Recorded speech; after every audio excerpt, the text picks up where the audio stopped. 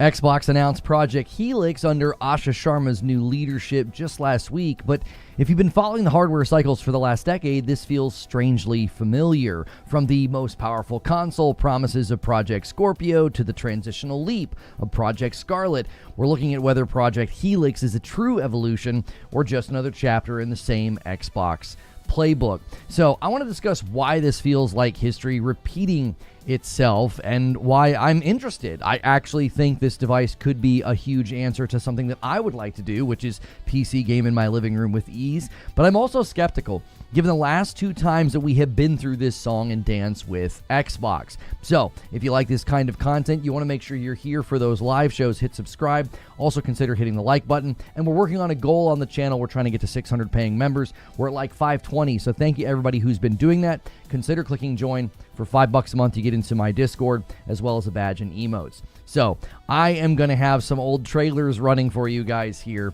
in the background. Here we go again. Last week, the new CEO of Microsoft Gaming, Asha Sharma, took to X to unveil the future of the brand, Project Helix. She promised a console that would lead in performance and finally bridge the gap between playing both your Xbox and PC games natively. Now, on paper, this sounds like the holy grail for Team Green, a hybrid powerhouse designed to win back core fans. But listen, if you've been in this ecosystem long enough, you're probably feeling a sense of deja vu like the trailer running behind me, because we've been here before. We've heard the most powerful console ever pitched back in 2016 with Project Scorpio, which gave us the Xbox One X. I actually had a Project Scorpio version of that as well as a controller. I believe my nephews have it now. I don't know if it still works, but I actually had one. It was like printed on the front and on my controller. We also heard about the large technical leap that was promised for Project Scarlett in 2019. That became the Series X. Now, every time Xbox is in a rough patch with sales, sentiment, or just overall morale about the brand, well, they're going to break the glass in case of emergency. They're going to pull out a high-spec monster code name to reset the narrative. Now, with hardware sales down, leadership just massively shifted. Project Helix has arrived to play the same role. Is this a genuine evolution in the PC hybrid future, or is this just the third time we've been sold something that will be this power-first comeback story?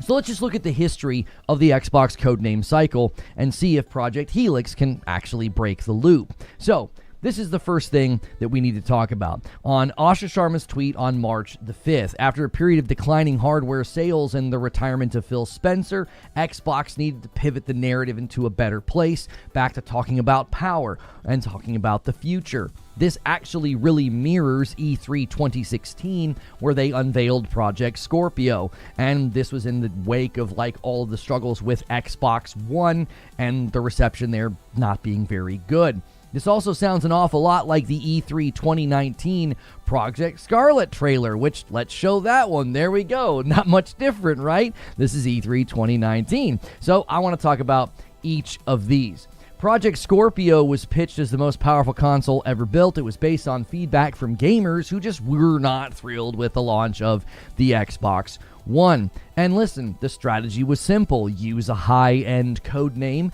to distract from the software drought and the fact that the Xbox One had a very troubled launch.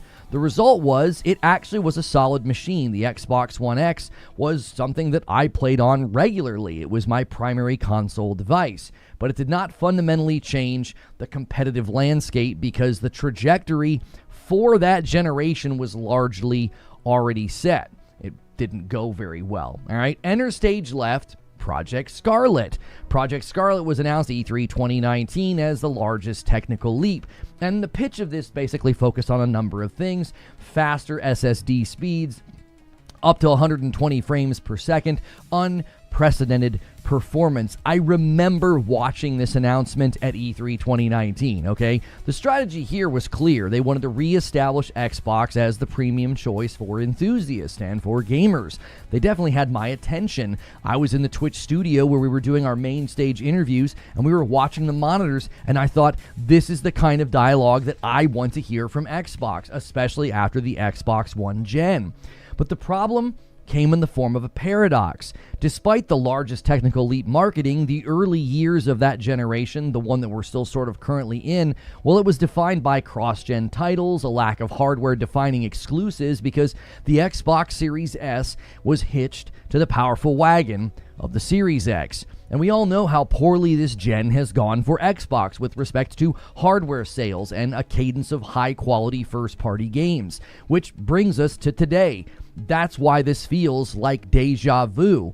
Things aren't going very well. The brand is in a weakened state. On the heels of Phil Spencer retiring and Sarah Bond resigning, we've got to course correct the public's perception on the brand. So get The Verge to write an article where they basically make it seem like the Xbox Everywhere strategy was Sarah Bond's strategy. That is not true. I went down the rabbit hole and showed how early they were talking about Xbox Anywhere in some of the trailers we just watched. They talked about how gaming was extending beyond just a single console. The Xbox Anywhere strategy was set in motion by executives and Phil Spencer long before Sarah Bond took the reins, but blaming her makes for an easy scapegoat, and now that you've done that, you got to get people excited again. Well, enter stage left, Project Helix, the console PC hybrid. The pitch is very similar, but it's also kind of vague. It's going to lead in performance. It's going to play both your Xbox and your PC games. We don't really know how. There's lots of speculation on will it be emulated, will it be a dual boot device. We're not actually sure how that's going to work. The strategy is an old one, but it still checks out. Asha Sharma is using the premium powerhouse playbook. The question is also a critique, though. Is history just repeating itself here? Like Scorpio and Scarlett, Helix is being marketed as a hardware savior. But if the rumored price hits around $1,000, is it a console for the masses, or is this just another project designed to buy time for the brand? So let me talk about what I think about this, okay? That's kind of my rundown of the history and why it feels like everything's just sort of repeating itself. I've got three big thoughts here. There's the cycle, there's the response, and then there's all the predictions. First, let's just talk about the cycle. I'm basically not ready to buy into any of the Xbox promises given the history, given my experience with them as a company, given all my excitement about this trailer here for Project Scarlett. I was all in on the Xbox Series X, and we don't need to beat that dead horse anymore. This gen was nothing short of a disaster for Xbox hardware saturation. They made good on basically none of the promises for the Series X and what this gen was supposed to usher in. So for now, to me, this is just another project and a promise, nothing more. Given Xbox's history with promises, I'm very skeptical until proven otherwise. So that's the cycle.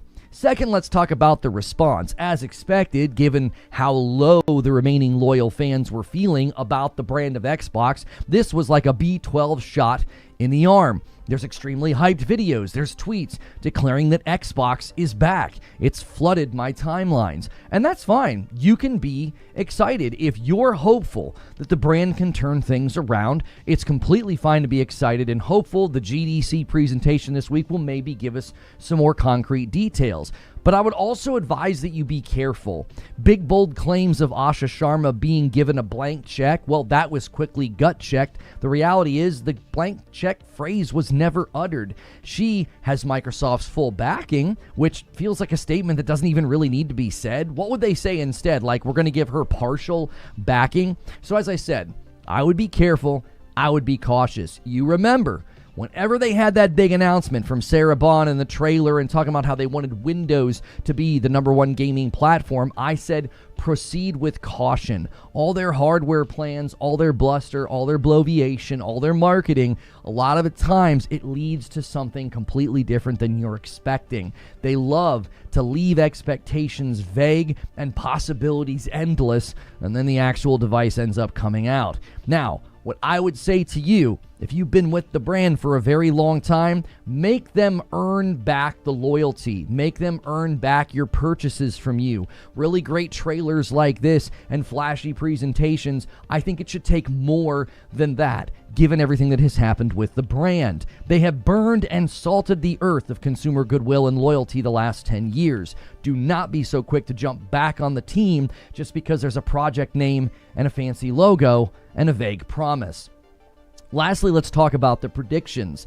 This is sadly another bad cocktail of delusion and deja vu. With knowing practically nothing, some are claiming that the console war is alive and well and that Xbox is going to come back swinging with a console PC hybrid that will be the best place to play GTA 6 and a whole other host of other predictions that are out there. As I've said time and time again, we have been here before. Claims about the Xbox Series S gonna run circles around the PS5, obsessing over teraflops and other stats and leaks. I would really just encourage folks to temper those expectations. For all intents and purposes, this device could be great and solve a problem for me that I've wanted in a great way, especially since the Steam machine's not going to be all that powerful, and this is looking like it's going to be a lot more powerful. Having that in my living room, as well as my Xbox library backwards compatible, that sounds great. But the price and the scale of distribution for this device will likely not land in console war territory. I could be wrong, but I just don't see that level of investment and commitment from Xbox.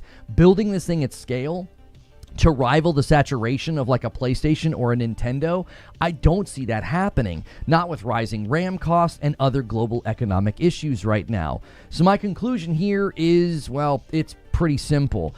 Project Helix isn't just a console, it's a symptom. It's the third time in a decade that Xbox has used a high-spec code name to try and outrun its identity crisis and its brand troubles. Until we have a clearer vision of where this brand is headed and what the device can do, Helix is just Scorpio in a more expensive suit.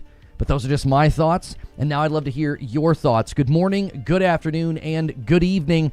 Where are you guys landing on this one? I'm seeing a lot of wild takes and bold predictions about this device in particular, and I'm not really sure why people are doing that. We know virtually nothing again, and we're talking about this device as if it's going to completely take over, and I just don't see it.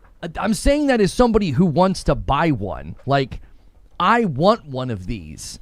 Ever since we've heard the rumor about a device that could be dual boot, or a device that's hybrid, a device that does backwards compat with basically my entire library, all the way back to when I started gaming with Xbox on the 360, I'm like, that all sounds great.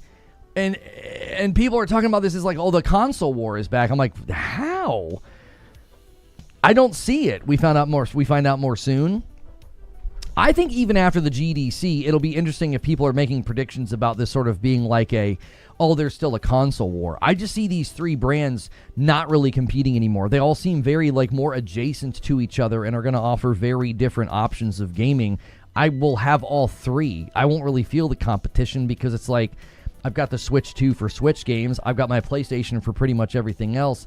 And then I can have the Project Helix for Steam. That's the other interesting thing too, is I've seen so many people talking about this, and they're basically like, the reason they would buy it is for Steam.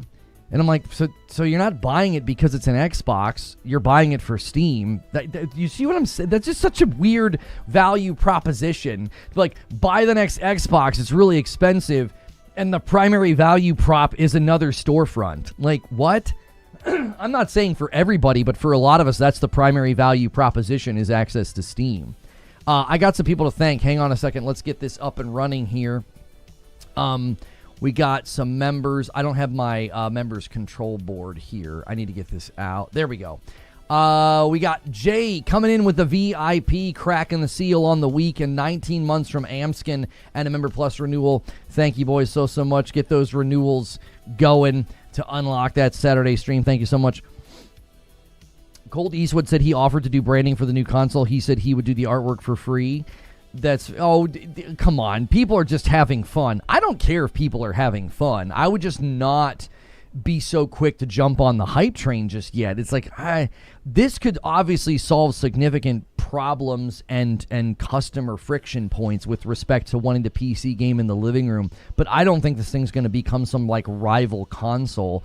Do you have any idea what they'd have to do to get to that level of production? You know, by the time this thing comes out, the PlayStation 5 is going to be well over 100 million consoles in circulation. The Switch 2 is doing very well. To enter the living room with the idea of like, well, we're going to be a competing console platform again, I don't think that's what Xbox cares about. I think Xbox wants the brands to do well. I think that's where people are really missing the mark here in their assessment. A lot of Asha Sharma and Satya's remarks are about wanting the brands to be in a better spot. If you really listen to what they're saying, it's like, yeah, we want the brand to be in a better spot. Like, Xbox doesn't look so hot right now. We would like to change that image. It really does not sound like, to me, that there is this, oh yeah, we're going to completely go back to our roots and do what we've always done. I thought there was a great video by Kyle Bozeman. He pointed out that, like, they've done this sort of thing before where they're like, yeah, gaming is beyond one device now, but we're going to start with our console. Like, they've used this verbiage before. It's almost identical. Like, it's eerily similar that, like, yeah, gaming is so much bigger than one device now. You can game everywhere, which was the primary messaging that drove their Xbox everywhere messaging. But then they would always be like, oh, but we're going to start with our console. It's always like, well, we got to make sure and keep the console loyalists happy, because there's still a decent chunk of them. I mean, there's 30 million something Xbox Series X's out in circulation. You don't want to spurn those customers immediately and have them feeling like, yeah, there's no reason to be loyal to the brand any longer. I don't want Xbox to die. I want Xbox to bring back exclusivity. They need it desperately. It's extremely interesting to me that people think that's even a possibility, though. I've seen people speculating about that, and I'm like, I don't see how in the world they could get the calculus to work in their favor to where, like, Satya Nadella would be okay with it. You've got Satya Nadella saying on record in multiple places that if he had it his way, there would be no exclusives. He doesn't like the idea of exclusives. You got a software company, you know, as your parent company, that Microsoft. I don't see them going back on that and being like, oh yeah, we're going to do exclusives again. Exclusives for what, though? I mean, let's just say they do it. Let's just say hypothetically they go with, we'll use Elder Scrolls as an example. It's still a long ways away, according to Todd Howard. Let's say they decide to circle the wagons and they're like, Elder Scrolls is going to be exclusive. Now you've got to define exclusivity. Exclusive to what? Are they going to pull back the reins on shipping on PlayStation only? Are they still going to be shipping on PC and Xbox? Do you have any idea how much that undercuts any reason for Elder Scrolls to be like, oh yeah, you're going to want to buy Project Helix for Elder Scrolls? If it's shipping on PC and Xbox, a lot of the PC adjacent customers will be like, I already have a PC. What in the world? I don't need that. I'll just buy Elder Scrolls over here. More than likely, they would buy it in the Steam marketplace. So if you define exclusivity as, oh no, it wouldn't even ship on PC anymore. Okay, let's just imagine that. Well, now you're going to buy Project Helix, and there are going to be games that are specific to the Xbox ecosystem on a device that's telling you you no longer need both. You can have both PC and Xbox, but if you want to play Elder Scrolls, you've got to play it here. Once again, devaluing the product. If somebody has Steam and they're thinking about buying Project Helix, you're basically telling them, yeah, we're going to make you use another launcher. Do you know how the Steam audience feels about that?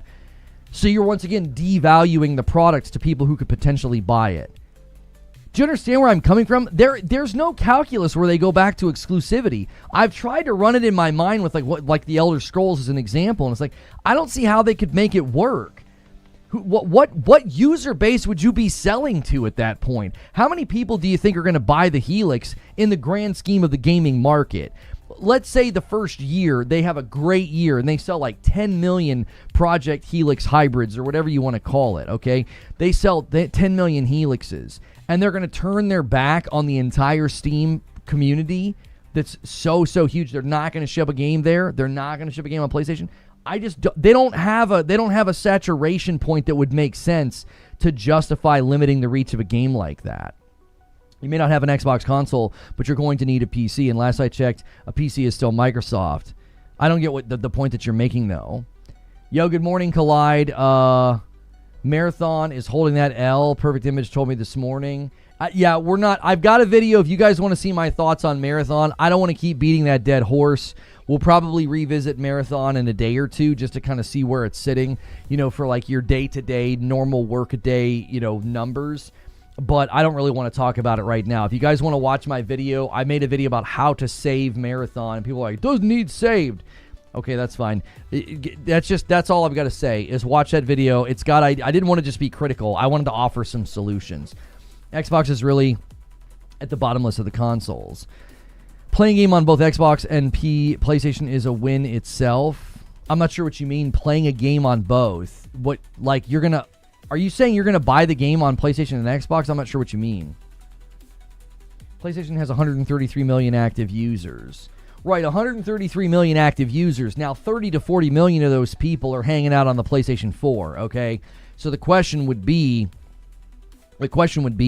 you know, once they get those people to switch over to like PS5 or the PlayStation 6 or what have you, again, are you going to turn your back on a user base of that size? Over 100-something million active users every month that we know like Bethesda games. You know, I don't see a calculus. I don't see a calculation. I don't see an equation where Microsoft would give like, oh, no, yeah, limit a game to the Helix only. No PC, no PlayStation.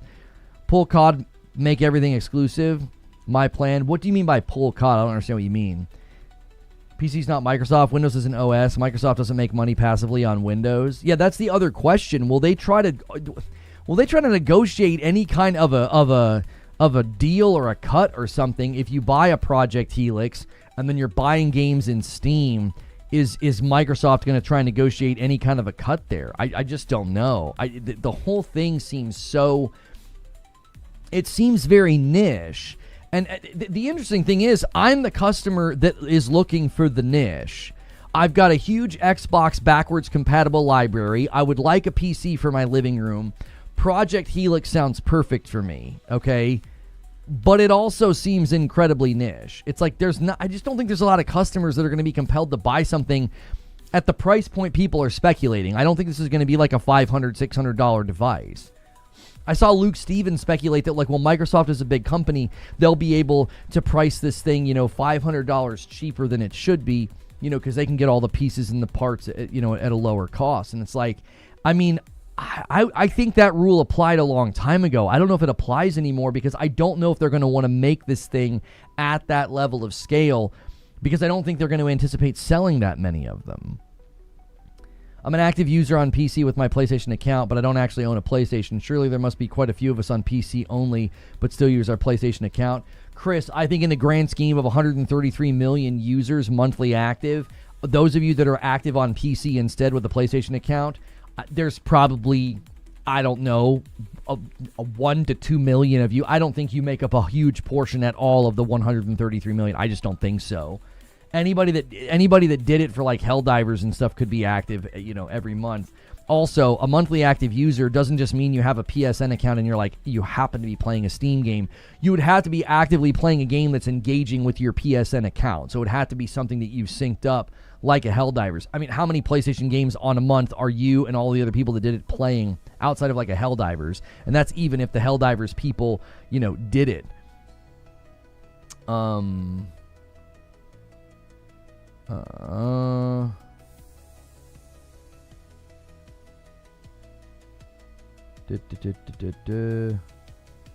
Okay.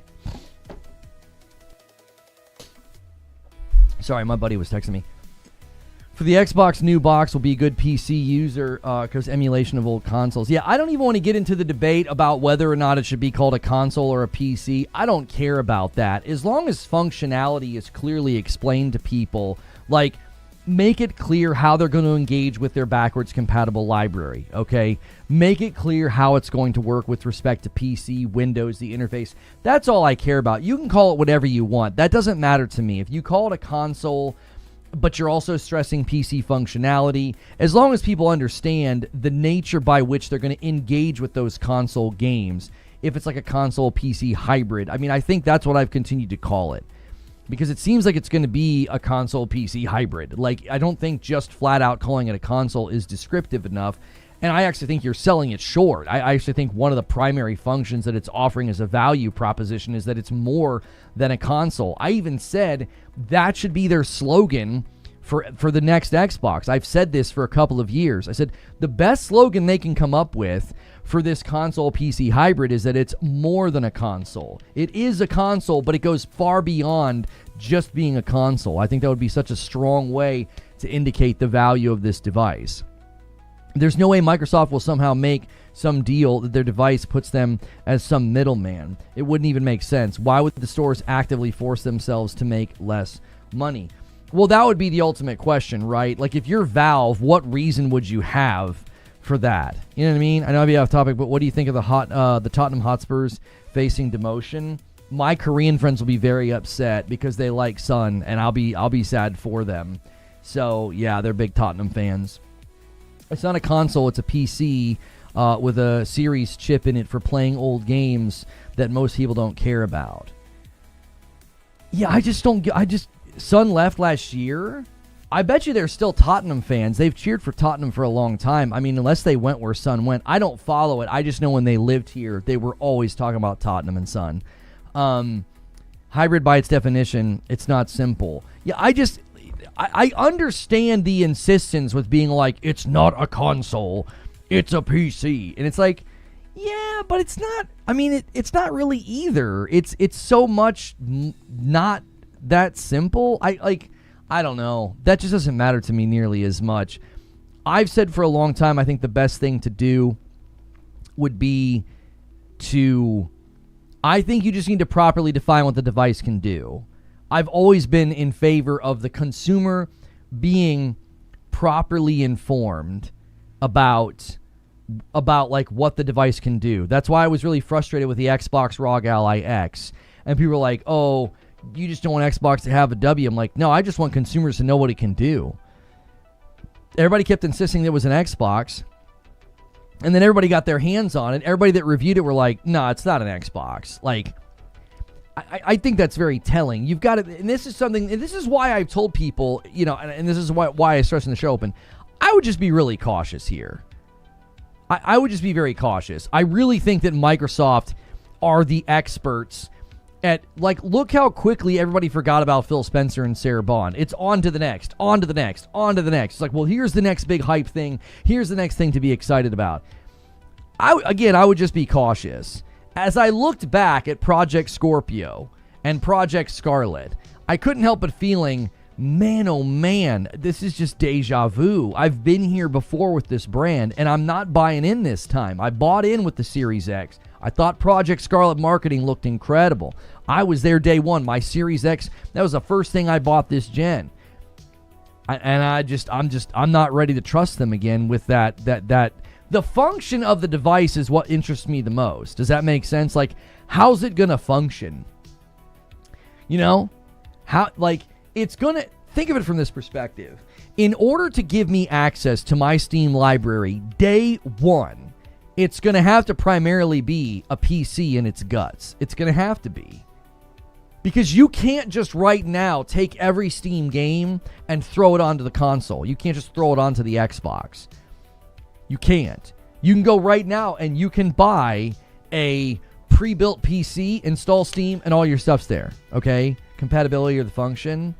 Aren't those those feel like synonyms in this conversation? The capability or the function? I feel like those are almost synonyms, Zubair. I just want to know, what's it going to be able to do for me? Is it going to be, at its heart of hearts, a PC that can play all my Steam games, and then they have some other onboarded solution for backwards compat? I'm going to be real with y'all. The Steam side matters more to me.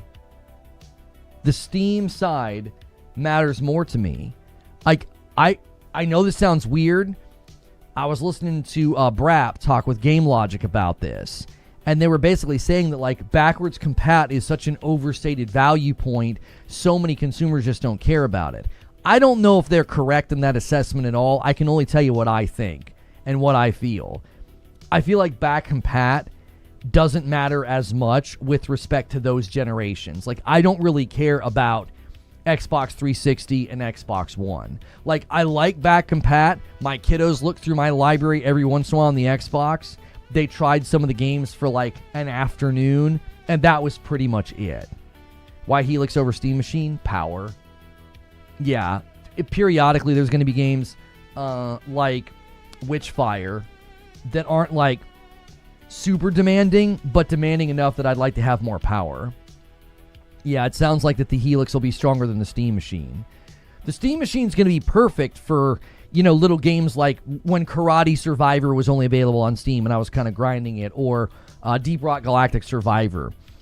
But there are those rare exceptions where there's a game on Steam only and I'm like, ooh, I'd like to play that. Like, what's that one? Echo Nova Project Echo Nova or whatever it's called. That looks really, really fun. I would probably prefer to play that on the Helix versus a Steam machine just for performance. I know I'm going to get more consistent performance out of Helix based on everything that we've heard versus Steam machine. I'll probably have both, truth be told. I'll probably have both, honest to goodness, and I'll be probably using the Helix more based on power. Yo, Dynamite with 20 months. Do you think Project Helix is also a component of why PlayStation is pulling first-party releases from PlayStation? I would say your phrasing is the one that I would agree with. It's a component. I don't think it's the causality. I think people are overestimating the impact of Project Helix and Steam Machine. I think those were like the tipping point. I think PlayStation was already leaning towards this decision because they weren't getting the results that they wanted to get. The diminished sales were so clear and visible. They were so clear and visible. Like, it was just clear it wasn't working in the way that they were hoping. It was just initially it was so big and so huge for games to go over, and then the novelty wore off. I think as PlayStation was considering this, the Steam Machine announcement and then everything that kept leaking about Project Magnus, I think they were like, why bother? Why bother with this anymore? It's just going to corrupt our marketing.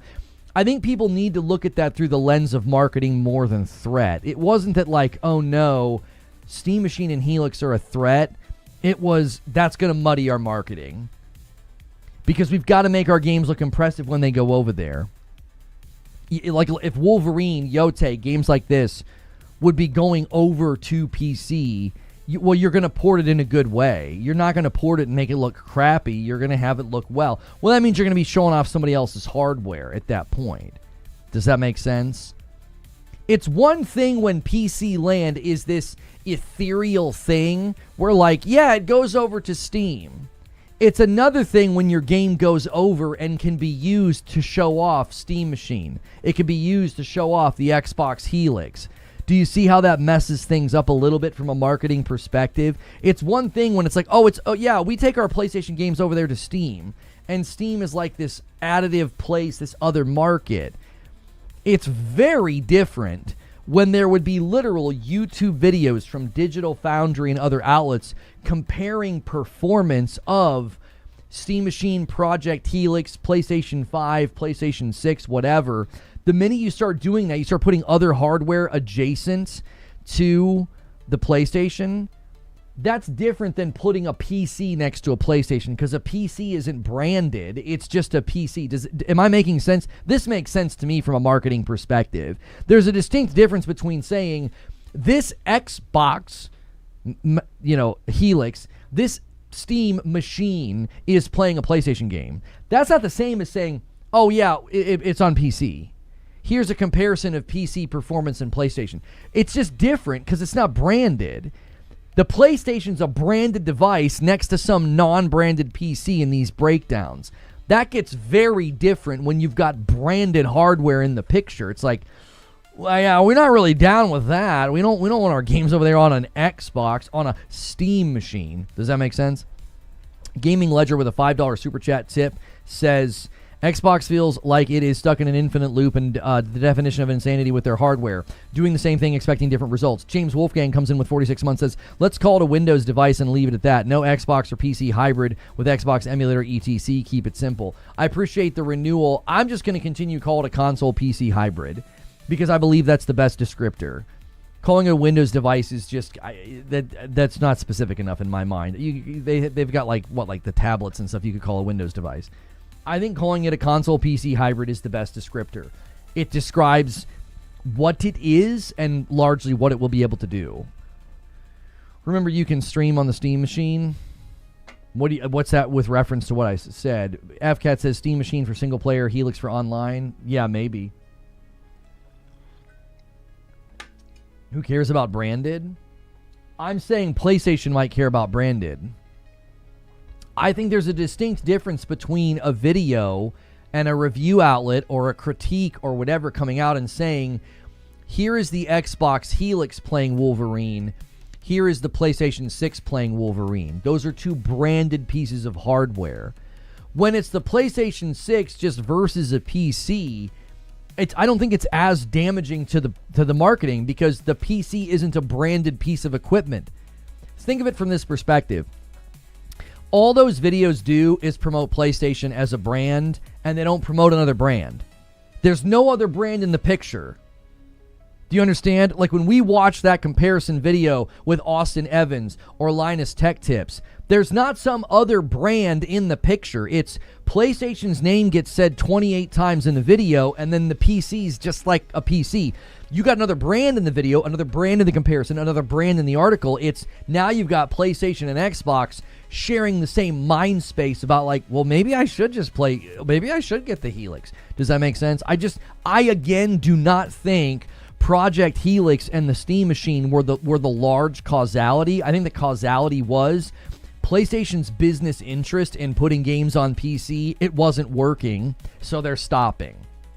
I think it made the decision really easy when they realized there will be other branded boxes in the living room that can play our games, and we just don't want to see that. Not going forward if we really feel like we want to be more dominant in these spaces with PlayStation 6 and beyond.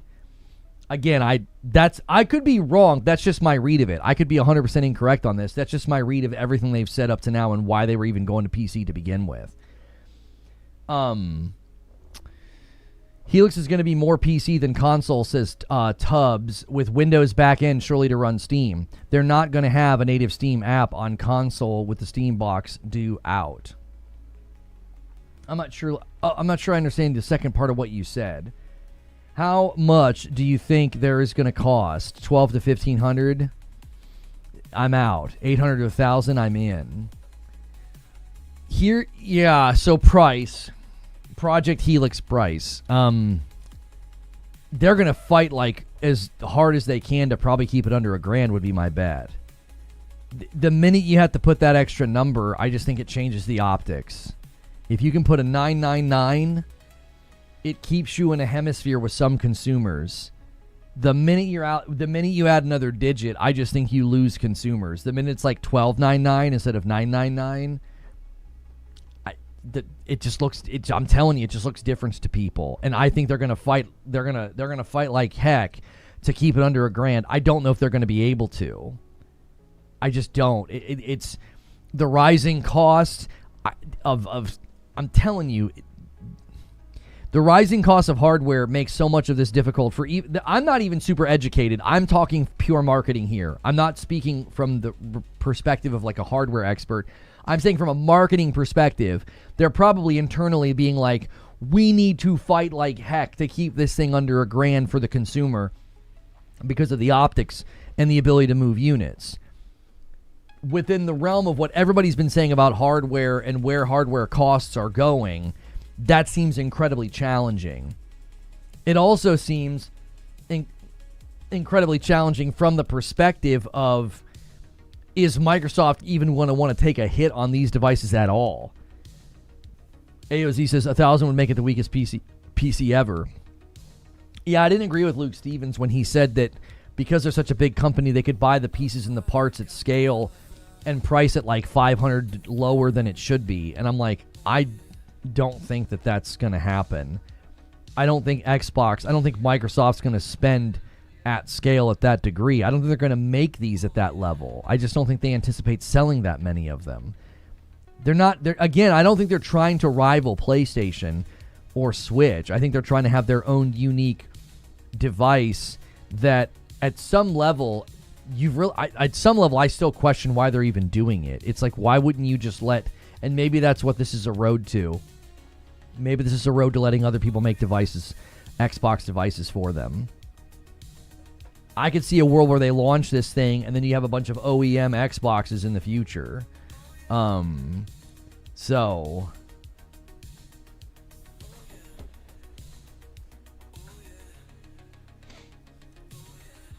we'll find out at the GDC this week for sure. It'll satisfy some diehards.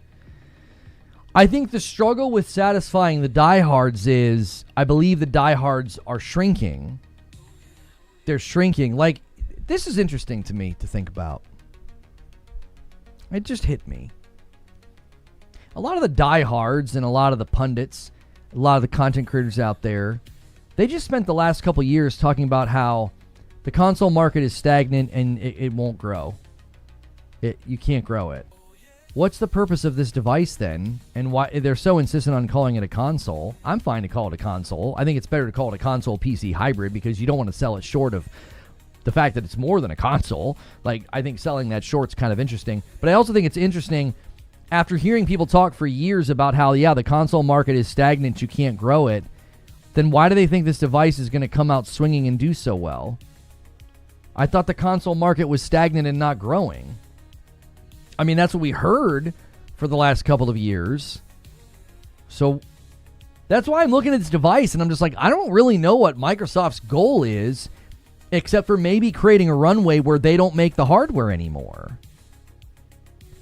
You see what I'm saying? Like, this to me looks like, the more I think about it, I'm just off the top of my head thinking with you guys, just stream of consciousness. This feels like an off-ramp. It's like, well, if we make it in this way, well, then other people can make Xboxes, and then we don't have to. So then Xbox keeps a foot in the market, keeps a presence in there for hardware, and keeping people in our ecosystem and buying our stuff, but we're not the one left holding the production costs and the distribution costs of, like, you know, shipping hardware all over the place.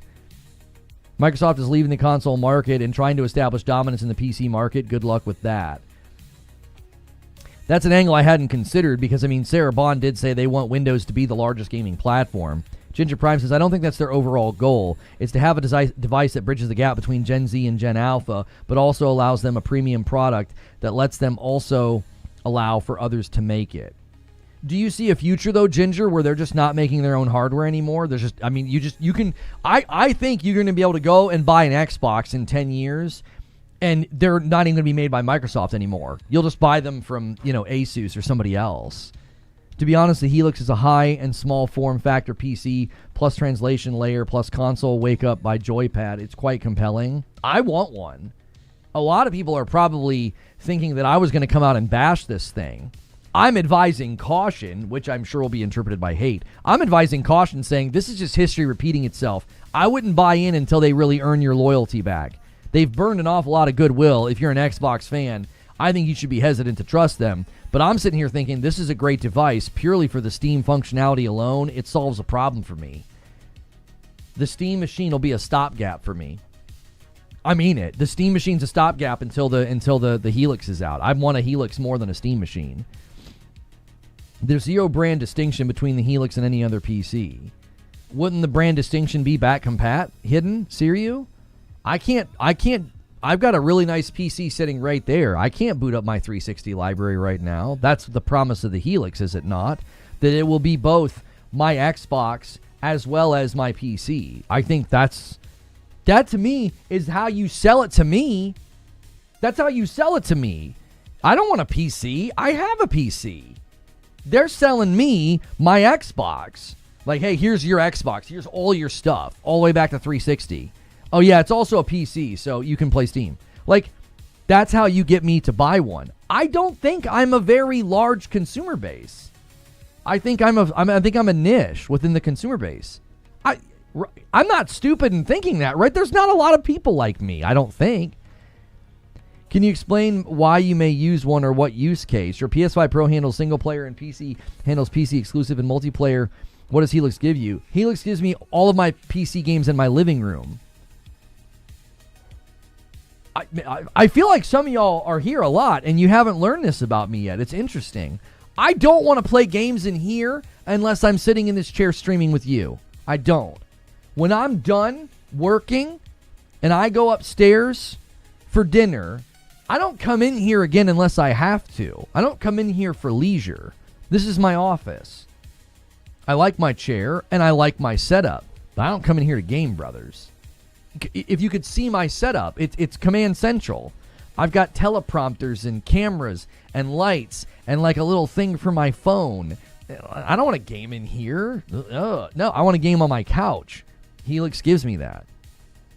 Helix gives me ease of use.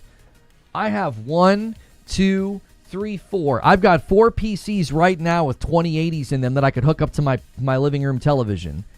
I'm not doing it. I'm not. I always had weird behavior with frame rates and screen tearing. I had to use a mouse and a keyboard. And then I got a big old tower sitting in my living room. No. I'm fine. I'll wait for the Steam machine, the cute little Gabe box, or I'm sorry, Gabe Cube. Dark City with a $5 super chat says, the Project Helix console could be the next 360 in terms of innovation. Xbox pioneered online play, co-op, and digital. 364 Sony to evolve. I mean, I think 360 is their best era because of a lot of what you cited. The Xbox Live, the achievements, the Xbox Arcade. They created the entire social aspect of like having an avatar. You know, I loved the 360 era. I did. I played with my friends all of the time, right? Not to mention crappy aesthetics. PC hooked to the TV is terrible. Yeah, it looks awful, Eugene. I mean, these towers, you remove them from the context of like a desk with lights and like a nice clean PC setup. You remove them from this context, and yeah, they just look gaudy and gross. It's just a big black box in my living room. Like, what in the world? I don't have space to like hide it behind the TV either. 360 was so good. I think I bought more games during the 360 era than any era until recently, and I only buy lots of games now because I'm a variety creator. Can you read my last question? Says Hero Jackson. Hero says, if you'll be able to pull up your Xbox library from previous gen, what was the point of Play Anywhere? Well, Play Anywhere extends beyond the device that you purchase it on. As I understand it, Play Anywhere doesn't land on me at all. It doesn't. You might as well tell me I can take a free ballet class. I don't give a frick. I ain't doing it. I'm not playing on my phone or a tablet or through the cloud on my television. I'm not doing it. But the value proposition of Play Anywhere is if you buy a Play Anywhere game on your Xbox or through the Xbox store, you can play it on any compatible device, which for some people is a great value point. If they travel a lot and they want to play on their ROG Ally X and they go to their Play Anywhere library and there's the latest, game that came out that they want to enjoy. Imagine a game like, you've got these smaller like indie hits that are super addicting, like Ball Pit. Okay, I don't know if Ball Pits Play Anywhere, so I'm just giving you a hypothetical. I'm not speaking factually right now. Imagine you buy Ball Pit on your Xbox and it's Play Anywhere, and then you're taking a trip and you pull out your ROG Ally X and there's Ball Pit with everything you've been working on. That's the value point of Play Anywhere. Play Anywhere lands on people differently. It doesn't land on me at all. I'm like, I don't need that in the least. If I'm going to game while traveling, I'm going to take my Switch too. It's a solid little handheld. There's games on there I could make progress in that I don't primarily play. Yeah, or Steam Deck, sorry. Eugene says, how are they going to buy PC components at scale to reduce prices when they can't even buy console components at scale necessary to keep the Series X price competitively? Right. Eugene's bringing up a very important point about this idea that they're going to be able to buy pieces at scale to keep the price down. Can we get 50 more likes on the video? You guys watching on YouTube, quickly hit the like button and make sure you're checking your renewals to get that member count going. It is Monday, so the count has started over. And we will do a Saturday stream with Madam, and we'll figure out a game for stretch goal. Reacting to gaming news seems to be what most people enjoy anyway, but stretch goaling it and turning it to a double header where Madam and I play a game has been really fun. So check all those things. Go through your rituals. What Eugene is saying, I think, is very important. The idea that if they're struggling right now to, like, they raise the price of the Series S and the X, okay? Those were production lines and pipelines that were already up and running, and they raised the prices. And so does PlayStation. I'm not picking on Xbox. Just listen to the logic. If they're already struggling to do that with Series X and S, how are they going to dodge that bullet when spinning up production and they're going to order the parts or whatever for the Helix? Do you see what I'm saying? I think Eugene's making a very, very good point. That's why it will cost $1,500. That's why people are speculating that the price will be high for Project Helix. It won't be cheap. I think they'd love to keep it below $1,000, but I don't think they're going to be able to. Xbox 360 controller was okay. Hate the offset analogs. 360 controller is the Nokia phone of controllers. It was so good. I have one here, and it still feels good to just pull the triggers. It's just such an excellent controller. In the museum of controllers, it's favored. The 2TB Xbox Series X is the price of a PS5 Pro, says Eugene. Yeah, to be fair, Xbox, I think, has raised prices like twice. I'm not trying to beat them up about raising the price. Raising the price is indicative of the market realities that these companies are facing right now, which means they're going to face those market realities when they start trying to order pieces and parts for Project Helix. Except it's D-pad, everything else is Sublime. Fair. No, yeah, fair. I prefer the more stripped down T D-pad instead of the one that was like a bowl. Yeah, that's actually a fair criticism. The D-pad wasn't as good as newer D-pads. Nintendo will soon increase the price on their hardware as well, not just because of RAM prices, but because Samsung has started to make RTX 3060 now, so less waivers for Nintendo. Where are you getting this info? I've not seen that Nintendo's going to raise prices. I mean, it wouldn't surprise me if they do, but I haven't seen that reported anywhere. It might not hit my news feeds because I don't look at a lot of Nintendo stuff, so I might be completely dodging it algorithmically. Hey, Lono, I'm happy with my PlayStation 5 Plus, but I'm not buying any more consoles, says Lady Gamer. I mean, that's fair. Use what you like, you know. Spend where you feel you're getting the most value. I just don't understand their goal to put out a higher price console when they already have terrible adoption rates. This is what I keep coming back to, Odin Arrow. Trying to figure out what the Helix is for. What's it for? If it's just for a niche portion of their waning audience, like look at it from this perspective. What do you think the adoption rate of Project Helix will be from Xbox for the people who own the Xbox Series S? Just the S. Forget the Series X for a minute. So there's 30 million Series X's and Series S's and X's in circulation. We don't know the split, so let's just split it down the middle. We're supposed to believe that the Series S is the greater saturated console of the two. So if you did like a 60-40 split, that would probably be reasonable. Just for the sake of the discussion, to keep a clear image in our mind, let's just split the 30 million right down the middle, okay? So 15 million people are sitting with the Series S right now, and they bought it as the lower price option. How many of those people do you think are going to buy a device that's over $1,000? It's in the hemisphere of $1,000, at or above $1,000. I don't think you're going to get good adoption rates with that user base. Now let's consider the other side of the user base. Roughly 15 million people on a Series X. They bought the Series X at like half of the price or less. Like, how many of them do you think are going to adopt and buy the Project Helix? It does dramatically cut development costs for them, though. In what way, Omar? I'm not sure what you're speaking to. Memories of Evil says, I'm here for the cope. I'm not sure what cope you're expecting to find. Very low price compared to 1,000.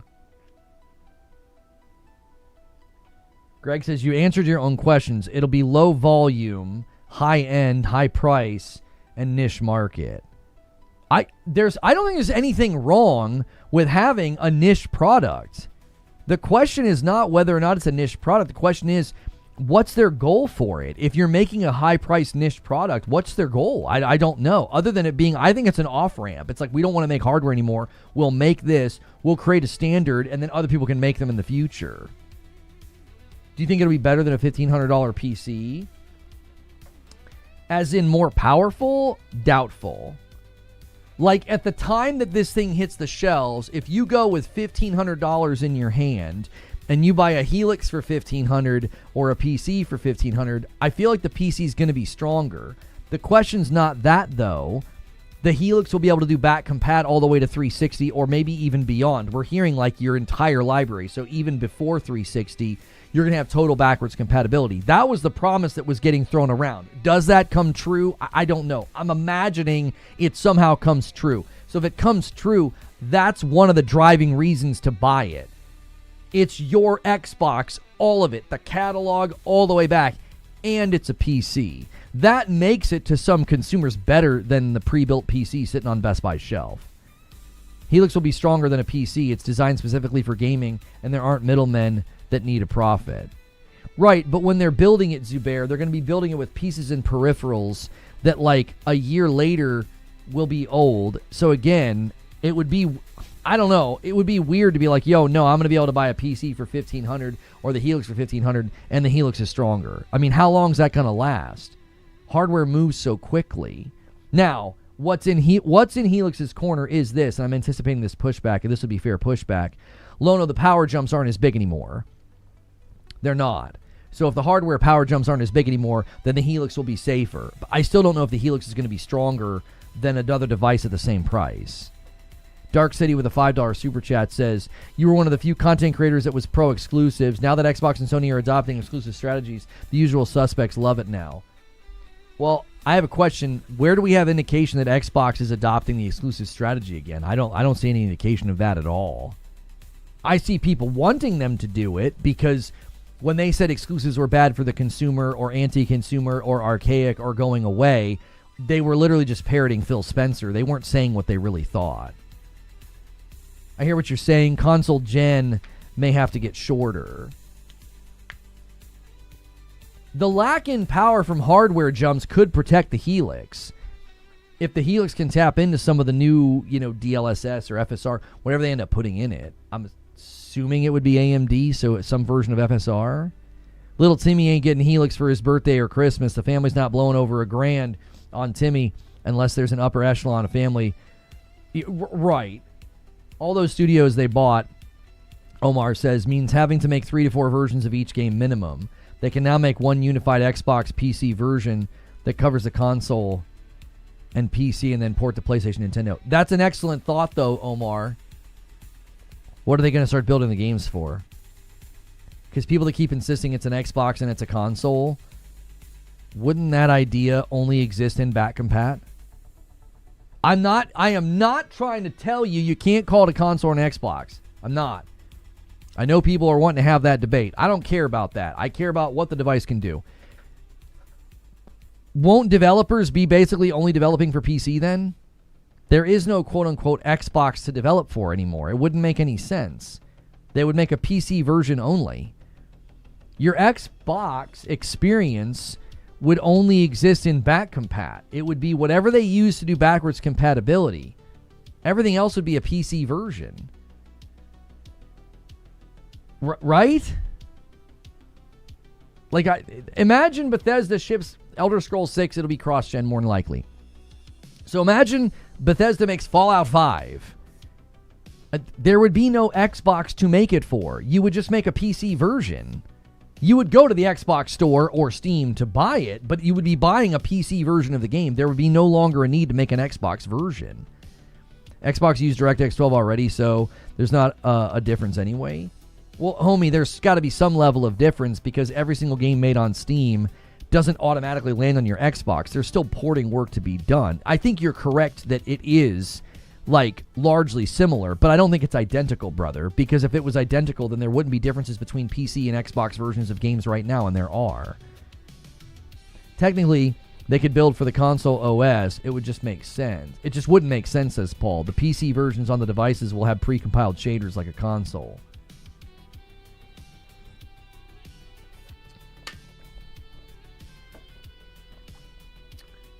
Devs aren't going to worry about... Oh, devs are only going to worry about PC and Sony. They're going to be using virtual machines for emulation the same way the series consoles. I think that's correct, GG. I think you're correct. I think you're going to be emulating your Xbox back compat library, which I don't care. That's fine as long as it runs well. I know people are trying to act like that's bad or emulation's bad. That's what you do right now when you boot up your 360 games. Like, what in the world? Neo Reaper with a $5 super chat. How does the rumored PS6 with Steam integration play into this if true? Of all of the weird things that we have heard, a PlayStation with Steam on it? Why? Why would PlayStation ever do that? Number one, it wouldn't make sense. Most of the games, they wouldn't work. You can't just take the Steam library and just load it up on a PlayStation. You can't. If it was that simple, there'd be no such thing as games that are only available on Steam. So What are we even? I'm not talking about you, Neo Reaper. But what are you even talking about when people think this is even a possibility? Number one, from a business optics perspective, why on earth would PlayStation do that? Number two, how would it even function? PlayStation is building their own bespoke device with their own architecture and Project Amethyst and PSSR and the neural arrays and blah, blah, blah, and Dana Carvey's going to come out and tell us the PlayStation 6, and he's going to come out and say a bunch of fancy stuff. They're not going to have something, you just throw the Steam library on it. I don't think so. I mean, look, the universe is upside down for many people. Like, if you're an Xbox fan, the universe is upside down, and you're hoping that everything gets put back the way it's supposed to be with Project Helix, okay? Everything that you thought Xbox was going to do, they did the opposite. You thought they were going right, and they went left, okay? So there is certainly the possibility that PlayStation completely jettisons everything they've worked on and throws out a device that can load one of the largest libraries out there. No, probably the largest gaming library out there. So you're going to give your user base the option to not give you money? Huh? Like, I don't see a world where it happens. I don't see a world where Project Amethyst and PlayStation's efforts with hardware aligns with putting Steam on there, because you wouldn't be able to play most of the games anyway. They're not made for PlayStation. They're made for PC. Porting to PlayStation would take time, effort, and money. The guy from Deep Rock Galactic Survivor talked about this, about why it's only coming to Xbox after its 1.0 moment. It's expensive to port the game to other systems. So you'd have to basically ask all of those people to do that, like port their games or whatever, because if not, then the Steam library would be ridiculously incomplete. Secondly, why would they put another storefront on their console? Why? Unless they take a cut. And again, if they take a cut, then do you understand the negotiation that would have to happen, Vithar? You want to talk about a logistical nightmare. I mean, an absolute logistical nightmare. So right now, let's just track with this. This is absurd. From a business perspective, this is absurd all the way down to the bone marrow. Let's say that I make a game called Swordman 10, and I'm selling Swordman 10 right now on PC. I make 70% of every sale, and Steam takes 30%. Let's imagine this universe where Steam ends up on a PlayStation, and PlayStation wants a cut. Well, then that means Valve's going to take less, because if Valve doesn't take less of a cut, then you got to renegotiate with me and every other developer. Oh, so now I get 60%, Valve takes 30, and PlayStation takes 10? Do you see what I'm saying? Like, the logistical nightmare here is absurd. Like, getting the games to work, renegotiating revenue splits, unless, of course, Valve just willingly takes less. Like, I guess they would take 20, and PlayStation would take 30. I'm sorry, they would take 20, and PlayStation would take 10, bringing it to 30. There's no business alignment there. Why would PlayStation do that? So you're going to let somebody go and buy a game from Steam that they can buy from you, and you get 10% instead of the 30 straight? Like, I don't know. I have no idea why anybody thinks that's even a possibility. There's no business alignment there at all between the two companies. It doesn't work like that. Even the Steam Deck isn't compatible with every PC game. Right, but you want to talk about the vast majority of the Steam library not working. It would be significant if that were to take place. I type in my personal account and messages keep disappearing. What's going on? I don't know. D knows. I see you. That's the only thing you've typed today. I don't know what your other account is. Is your username flagged for some reason? Is your username something like violent or like on the edge? I'm not timing you out or seeing your messages, brother. It could be your username. Maybe your username is flagged by YouTube admin. He misspoke. It's Swordman 1.0, a remake of the original classic that we all grew up loving. This is correct. PlayStation wouldn't do it, but Xbox would. This is what always surprises me in these conversations. I've heard a lot of people say things like that. They're completely different companies with completely different aims now. Xbox is talking about building a PC hybrid. Phil Spencer's on record for years now talking about, he's not there anymore, but he was on record for years now talking about how, like, they're completely open to having other storefronts on their platform. They're not the same. They don't have the same aims. It was blowing my mind the number of clips I was seeing of different commentators talking about how it doesn't make any sense why PlayStation can pull back from PC, but Xbox can't. And I'm like, they're different companies with different business aims. PlayStation can say, yeah, that's fine. It was 1.2% of our annual revenue or whatever it was. Like, the amount of money they made from PC, they're like, yeah, well, that's fine. We can stop porting our games to PC. Like, the companies are so different. It blew my mind how many people just kept misfiring on this situation, being like, well, I don't understand. If PlayStation can afford to do it, well, then why can't Xbox afford to do it? Yet PlayStation has like 90 million consoles in circulation, not 30 million. That's a huge difference between the companies that I don't know gives them leverage and the ability to generate way more revenue when they ship a game like Yote or something. They don't have to put it on PC. They've got a huge user base that buys the game and they make profit. Like, it's bizarre to me that people can't see it's almost like people still believe these two companies are competing. Like, I feel like that assumption is baked into the crust of so many of these people's schemas and worldviews. It's just baked in. It's like they're not competing anymore. They're not. They have completely different aims as companies. So there's no world where like Xbox would be like, well, PlayStation did it, so can we. They just spent the last decade eroding every reason for you to buy their hardware, every reason for them to ship games only to their hardware. All those reasons have been eroded. PlayStation has establish those as reasons and bolster those as reasons. They've taken completely different approaches to the business.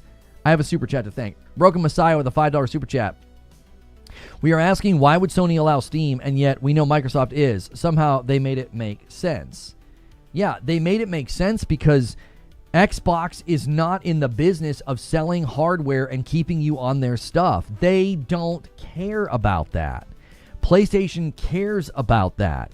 PlayStation wants you on their stuff, so every dime you spend, they get a nickel. I know that's not the right math. It's 70-30, but that just sounds better. That's what they want.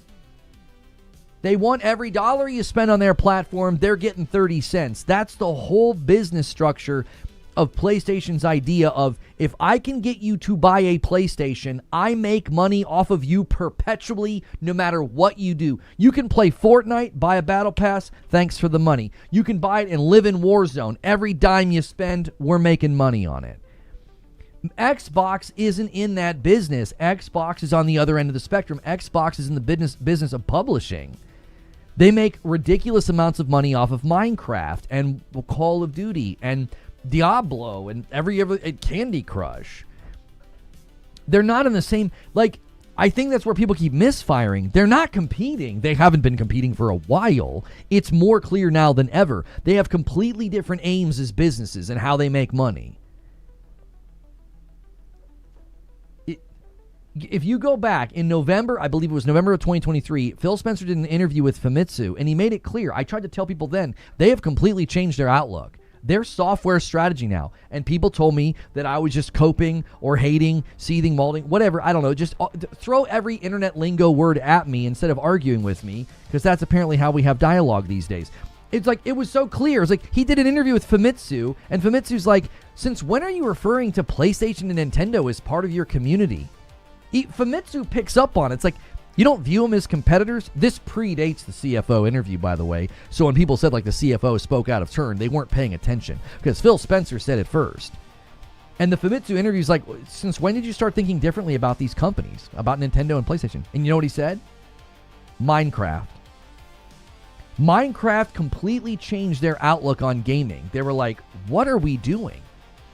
Do you want to know why they started talking about how a single game is larger than any one platform, and games are everywhere, and this is how people play now? You remember when Sarah Bond said that exclusives are archaic, and her reasoning, and I always told you guys that the reasoning was absolutely stupid. They were looking at games like Fortnite, Minecraft, and Call of Duty, and they were trying to retroactively project that onto the market to be like, this is how gamers game now. No, that's how big, huge, Leviathan, monolithic type games exist. Because they're so big, it makes sense to put it everywhere. When Fortnite Battle Royale first hit the scene, it wasn't everywhere. It eventually ended up everywhere. Why? It became a monster, and it just made sense. The calculus doesn't make sense to be like, well, Minecraft's everywhere and Fortnite's everywhere. Let's put Vampire Survivors everywhere. Now, Vampire Survivors is everywhere. Why? Because it got so popular. But when they launched the game, they didn't put it everywhere. Does that make sense? The impetus to go everywhere usually comes as an after effect, like a downstream effect of like, oh, this game is so insanely popular, we should have a mobile version. We should have a console version. We should have a Switch version. We should do does that make sense? So I think looking at like Minecraft and Fortnite, and they tried to like force that, like, this is where the industry's going. This is where games should go. And PlayStation and Nintendo are like, y'all are idiots. You don't get it. You don't need to be everywhere to have a successful game. You don't. You can make a game just for Switch 2. You can make a game just for PlayStation, and it can be profitable and make money. That's all you need. Once you're profitable, now you reinvest and do it again. That's called a solvent business strategy. You don't have to perpetually grow. You don't. This idea of perpetual growth, it's a Western American business philosophy. It's not how everybody else thinks in the world. As long as you're getting that recurring revenue and profit, you still want growth, but not to the degree that like it's endless. Like, oh yeah, we're always going to be able to find new consumers. And we're always going to be able to get more sales than last time. The idea that every game could be like Fortnite or every game could be like Minecraft had to be one of the dumbest things they thought they could do. They completely misread the market. They completely misdiagnosed why Fortnite and Minecraft were everywhere. They weren't everywhere as a means of, oh, that's the strategy they employed. They were looking at a symptom and thought it was a cause. Do you see? The symptom of Fortnite's popularity is it's everywhere. The symptom of Minecraft being everywhere is because it was popular. It's a symptom of the game's popularity, not the cause of its popularity. They got it backwards. And from that point on, that's what they thought. Oh, well, if you put games everywhere, you're going to make more money, which got touted and repeated ad nauseum by people. And I was like, that just lacks any basic business sense. That's not true. People always bristled at me saying that. I'm like, well, this guy doesn't know what he's talking about. Of course you make more money if you put the game in more places, because more sales equals more money. I would never trust you with my finances if that's what you think. Because that's such an inch deep analysis of how games are successful and how you generate money in this ecosystem and this economy. It's not that simple. If it were that simple, then everybody would do it. Every AAA, AA, indie studio that can rub two nickels together, they'd be putting their games everywhere. But they don't do that because it's not that simple. It never was that simple. It was always an after effect. Fortnite exploded. It was anomalous. Nobody saw it coming. And then it ended up going everywhere. Then it was on your mobile and your Switch. And then they started iterating on the versions on old gen so you could get 60 FPS. All that came after the fact. That wasn't the initial thing. Clock change. I wondered why there were so few people right here at start, and then as time has gone on, more and more of you come in. Yeah, we sprung ahead here in the States. We set our clocks ahead yesterday.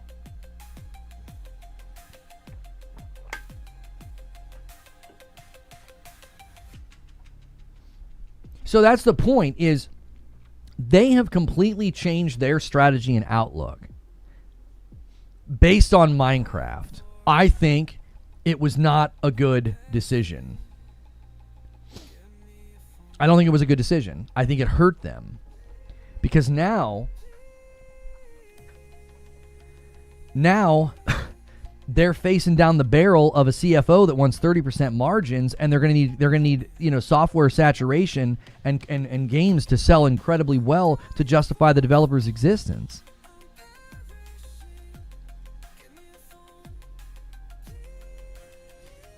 So glad it won't be dark at 5 p.m. now. My family loves it. I hate that we go back and forth, but we love it. Like, because now we can go on walks in the evenings. It's like one of our favorite things to do as a family. That's really hard to do. Like, you finish dinner and the sun is down. You're like,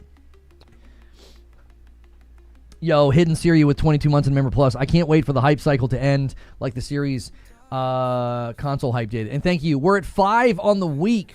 We've been streaming for an hour. A little bit of a slow start, y'all. If you guys want to check your renewals, check your primes, all of those add up. Thank you for 200 likes on the live stream video as well. That's very appreciated and very helpful to what I do. Thank you guys once again for a strong turnout on both platforms. Thank you to everybody who watched my video about how to save Marathon. I know many of you don't agree with me and that it needs to be saved, but I thought, you know what? Instead of being critical, I'm going to offer what I feel are solutions and things that could help the game. So I hope you guys enjoyed that video, even if you don't agree with me.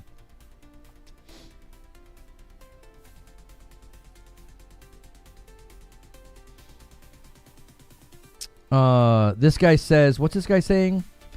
You can tell you are a fangirl because all they have to do is turn on their PlayStation 1s. It'll say they're a monthly active user. So you think that the monthly active user stat that PlayStation touts, you think it's full of people that just turn their PlayStation on and then that's it? They don't do anything else. They just like turn it on. They like to hear the beep. You know what I mean? I mean, listen, there's other ways of telling us that your girl won't let you play, bro. I mean, you know what I'm saying? Like, if that's the situation, it's okay. Like, we're here for you. We can be your support group, you know? If that little beep happens and she's like, like, I'm sorry that that's your situation. But, like, the rest of us turn it on and actually play games. You know what I'm saying? Like, I'm sorry. I'm sorry that you're a little whipped, but hey, life will get better. Soldier on Music with 43 months.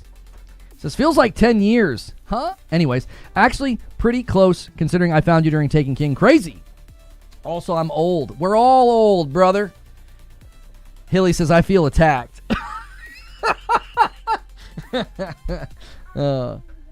Yes, you are young, kiddo. I bought a PlayStation 5 day one, and then I bought an Xbox a year later. I wanted the biggest place. I'm one of the big. I think you meant to say I'm one of the biggest PlayStation fans, just not a glazer or a bootlicker. I don't know why you're name calling. If people are just citing stats to you, that doesn't make them a bootlicker or a glazer.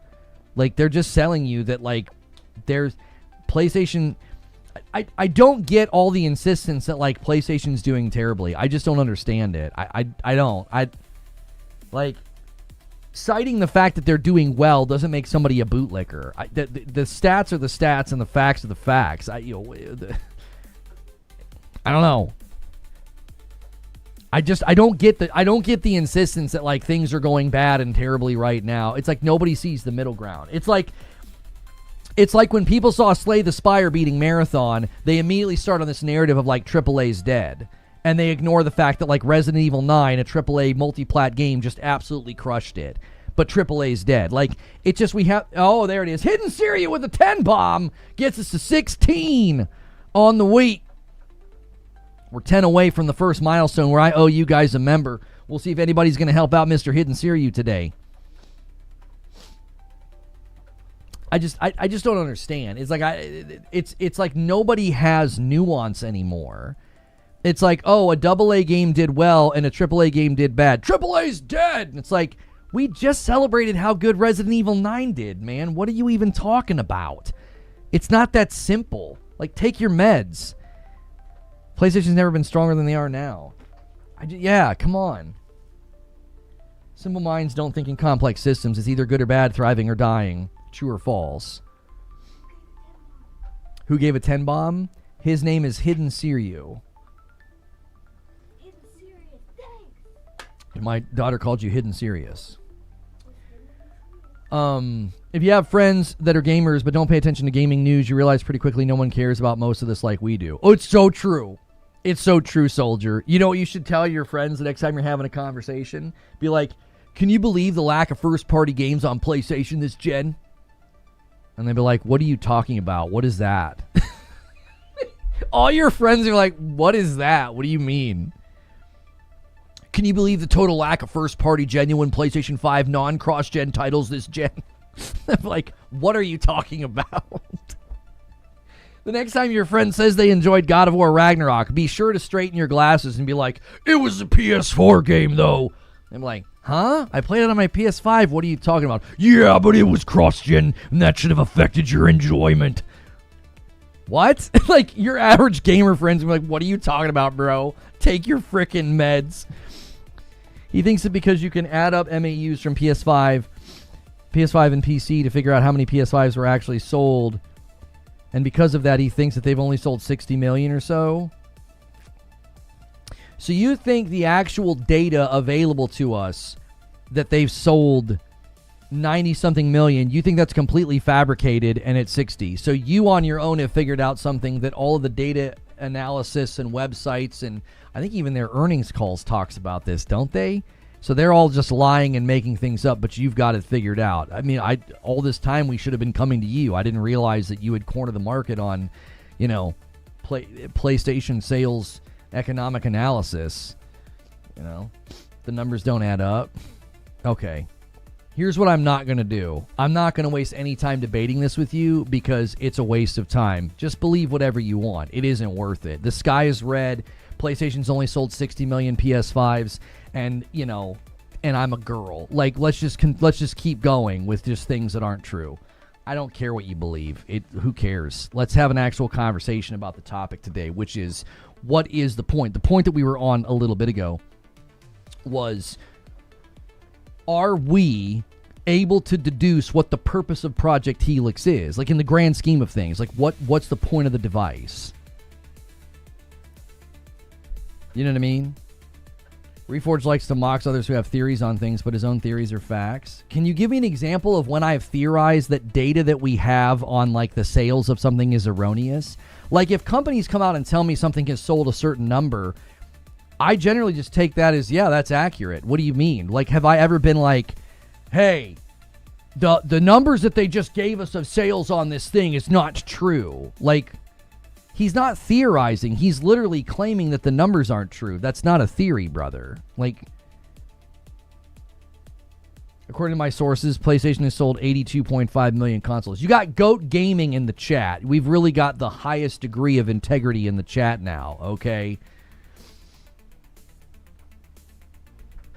Listen, I have no interest in debating the sales numbers with you guys. It's all there. It's all available. They break things down to their shareholders. If you think it's all fake and they're lying and that it's not true, that's fine, man. You go ahead. You go ahead. Yote was mid. Yeah, that doesn't matter to me. I don't care what you believe that's based on nothing other than, like, I don't know what you're doing and how you're getting there, what kind of duct tape shoestring math you're doing on the wall of your bedroom. That just doesn't matter to me. We're not talking about that. It's so interesting that we're talking Project Helix, and you guys, we got people in chat, you do this every time, you want to bring up PlayStation though. As I said moments ago when we were trying to deduce, like, what Helix is for, I'm like, these companies aren't competing anymore. They're not trying to do the same thing. They're not. I can strongly tell you I want a Project Helix. Why? Why do I want a Project Helix? There's the mocking again. You're on the internet, man. If you can't take a little light ribbing and a little light mocking, I don't know, dude. Take up knitting and hang out in a nursing home. You're not going to make it very long. Like, if I'm too harsh for you, brother, this ain't the place. Internet's not the place for you. You know what I mean? You're walking onto the set of the Wild Wild West movie and you're saying you don't like guns. Like, this ain't going to work for you, dude. You know what I'm saying? It ain't going to work for you. I can sit here and strongly tell you that I want a Project Helix. I do. I want a Project Helix. Why? Because it's a completely different value proposition than my Switch 2 or my PlayStation 5 Pro. It's not the same at all. It's a completely different value proposition. Why? Listen, I don't think these companies are competing, like, at all. They're not going for the same things anymore. They're not. That's a completely fair thing to say. Neo Reaper with a 5-bomb. It's like, it's remarkable to me. It's remarkable to me that people who seem to be fans of Xbox don't listen to Xbox. It's like you don't listen to them. They've made it crystal clear for years now. Their goal is to not out-console Sony. You think now that Phil's out of the picture, they're going to try? Like, honestly, like the entire point of what I was saying about Project Helix is like, its purpose is to not come out and rival PlayStation. That's not their goal anymore. It isn't. They have completely different outlooks on what their goals are for the market, what their goals are for, and this is the other thing you've got to consider. Xbox being an extension of Microsoft. I love lightly ribbed. You feel more. That's okay. We know your preferences already. You don't need to tell us. I mean, it's obvious. You know what I'm saying? Not everyone games every month. Not everyone is connected to the internet. And as Paul pointed out, some people own multiple PlayStation 5s. That's right. This guy says, don't want to look it up. What's he saying? I know, because you don't want to look it up because the information is going to be right in your face and you don't like to be wrong. Homie, I'm not looking it up because that's not the topic for today. You are just ranting, yapping in chat. Go somewhere else. You go somewhere else and believe your delusions about sales. We'll just sit here and happily never have to listen to you ever again. And you can go run and tell your friends we don't like facts. Yes, you're completely fabricated and made up facts. Go tell them all, please, so that we don't have to hear from you ever again. You're insufferable.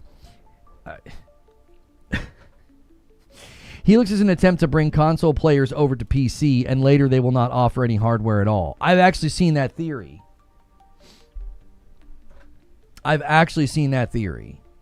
That, like, they're just trying to get the console users over to PC. Like, I want you to think about this. As an Xbox user, if you're sitting right now with a Series S and a Series X, what are you going to do when this thing hits the market? I want you to think about the average Series X owner, the average Series S owner. What are they going to do when this device comes out? What are they going to do? Do you think they're going to buy it and just be like, yeah, that's fine. I'll buy something that's 2 to 3 times more expensive than the last device I purchased from Xbox? Do you think they're going to do that?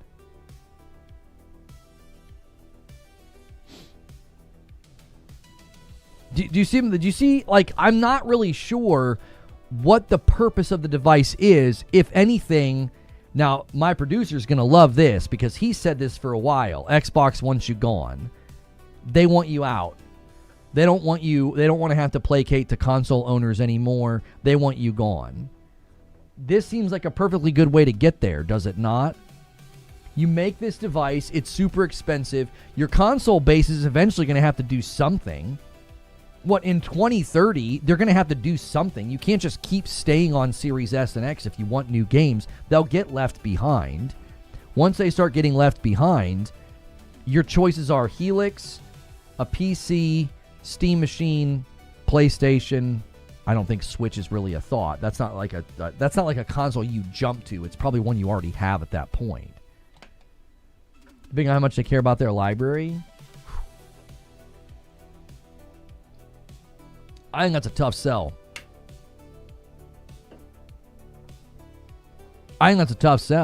You want to keep your library and you're sitting on a Series S and they're going to try and sell you something over $1,000?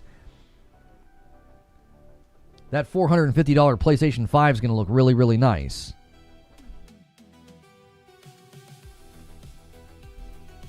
Do you know what I'm saying? Like, a $450 PlayStation 5 digital is going to look really nice compared to something over $1,000. No, unfortunately, there are people who use their rent money to still buy an expensive device from a company that doesn't care about them. I mean, I don't know about that. Smooth Jazz comes in with 34 months. Why would you get a Helix when the Steam machine does basically the same thing? I don't buy the back compat argument. Xbox peeps don't have libraries. Well, let me add you to the total. I think they do have libraries that predate this gen. I do. I think a lot of them have libraries from the 360 and the Xbox One era, because back then Game Pass wasn't a thing. I mean, it was a thing during a certain portion of the Xbox One era, but like 360 and a portion of that Xbox One era, a lot of us were just buying games. There was no idea of like, just get Game Pass. One of the things I did all of the time with Xbox Arcade was I tested games with my wife and then would buy them. There was a game called Crimson Alliance. It was a really, really fun dungeon crawler that we loved. It was like a very casual Diablo. We got a Gatling Gears game. And you would play the demo through the Xbox Arcade. You'd get to the end of the demo and it'd be like, do you want the game? And I'd be like, yes, and I would buy it. I was buying games all the time back then. So to a certain degree, you're right. Going into the Series X generation, they were buying less games. They were bragging about the fact that they didn't buy games. It was literally like a hallmark of being a big-time Xbox fan was you boasted about not buying games and would make fun of the PlayStation guys for buying games, right? Calling them suckers and stuff. That was a whole part of the console war was, yeah, y'all are suckers. We get day and date, and you guys have to buy the game, right? That was a huge battling, discussion. That still doesn't mean, though, that they don't have a 360 library that they care about, or an Xbox One library that they care about. Another point that I want to make, Smooth Jazz, is Project Helix is going to be stronger than the Steam machine. That's another reason to buy it. You know what I'm saying? I just watched your How to Save Marathon video. Thank you, Kat. I appreciate you. Anybody that watches my uploads on mobile, do me a favor and hype them. Hit like, leave a comment, and hype. Like, those are the biggest 3 things you can do to help my videos out right now. Those of you that are doing that, thank you so much, man. The videos and channel have been doing just awesome, and it's because y'all showing up and supporting. I'd argue people bought less Xbox games, too, because they just haven't made a ton of good games since the 360 days. I mean, their cadence of single-party haven't been great, but there's been a lot of third-party games that they may have purchased. The issue, I think, is price. Listen, you have spent the last 6 years grooming the audience to care about being the best value in gaming, whether it was the Series S price point or Game Pass, and you're going to try to sell that consumer base a premium $1,000+ device. I don't know. I don't know where the user base is going to go. I'm going to be honest with you. The Xbox console user base has been groomed to be all about the value. And there is nothing wrong with that. I'm not throwing shade at you, by the way. I think a lot of people feel like I'm throwing shade when I talk about that. That was what they won you over with. You can't wear that proudly for 6 years and then act like that's some kind of a slam. That user base, the fandom, the podcasts, the homies that say they bleed green, that was y'all's rallying cry. Best value in gaming. Best value in gaming. They won your loyalty. They won your praise. They won your public declarations of this is the best place. They did it with value. They did it with low entry cost Series S. They did it with Xbox Game Pass. Now you're going to throw it in reverse and be like, oh no, we're going to bring a high premium, high dollar, performant machine to the market, Project Helix. Like, okay, you just spent 6 years getting everybody to tout best value in gaming. Now you're going to do the power narrative again and try and get people to pay a premium? I'll buy it. That's the grand irony here. I'll buy Project Helix before a lot of those who own a Series S probably will, because I don't think it's going to speak to them. I don't think it's a value proposition that will speak to them at all. Mom and dads won't buy one for Christmas, but they'll probably sell 15 million to the local Xbox people. I'm sorry, the loyal Xbox people. You used to be able to get a Series S for $300 and Game Pass for $1 for the first month. It was the best deal out there. Yeah, if you got kids or you're on a budget and you're trying to make ends meet, for sure. 100%.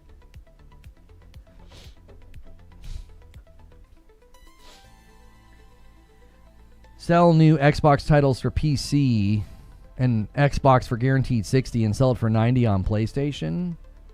I don't think they would do that. That would be a nightmare. I know PlayStation's getting kind of, and justifiably so, they should be criticized for the dynamic pricing. What the heck are y'all doing? Like, if you spend more money, you're not going to get the same discounts as somebody who spends less money. It's like if you spend less money on PlayStation Store, you're going to be able to get a bigger discount than somebody who's spending more money. That's got to be... The only reason they're doing that is because the average consumer will never catch it. They'll never catch it. Like, some guy's going to come to the storefront, and he's barely ever purchased anything. And he's going to get $10 off a game. And you're buying games all the time, and you're only going to get $5 off. And you won't be the wiser unless you specifically ask everybody what they're seeing. That's why they're doing it. It's super scummy. I don't know why you wouldn't just do a loyalty program. Why wouldn't you just do a loyalty program? Like, hey, you purchase more games, we're going to give you a discount every now and then. That's mobile game logic. 100%. The dynamic pricing thing, it's not that you're going to be charged more for like a regular price game. It's that you won't get as big of a discount because you spend more money regularly. It's the stupidest thing. And the reason they're going to do it is because, again, the average consumer is going to have no idea. If you buy more games than this other guy, you'll boot up and be like, oh, I'm getting $5 off. That's nice. Feels like a future lawsuit. I don't know what you're going to sue for. It's a discount. It's a discount that's going to be variable. It's not the actual retail price. That's where people are getting confused. It's not like you're going to buy the game for $75 and this guy's going to buy it for $60, and like that's the normal price. When they do the discounts, you will get a bigger discount if you barely ever spend money because they're trying to get you to spend money. Is that legal? I can't see a legality issue anywhere. I mean, the lawyers can weigh in. If it becomes common knowledge, you lose trust. And you should lose trust. It's freaking scummy. It's scummy. I get what you're trying to do. Hey, you haven't purchased a game in a while. We want to give you a bigger discount. Well, then just send them an email and do that. Give them a code.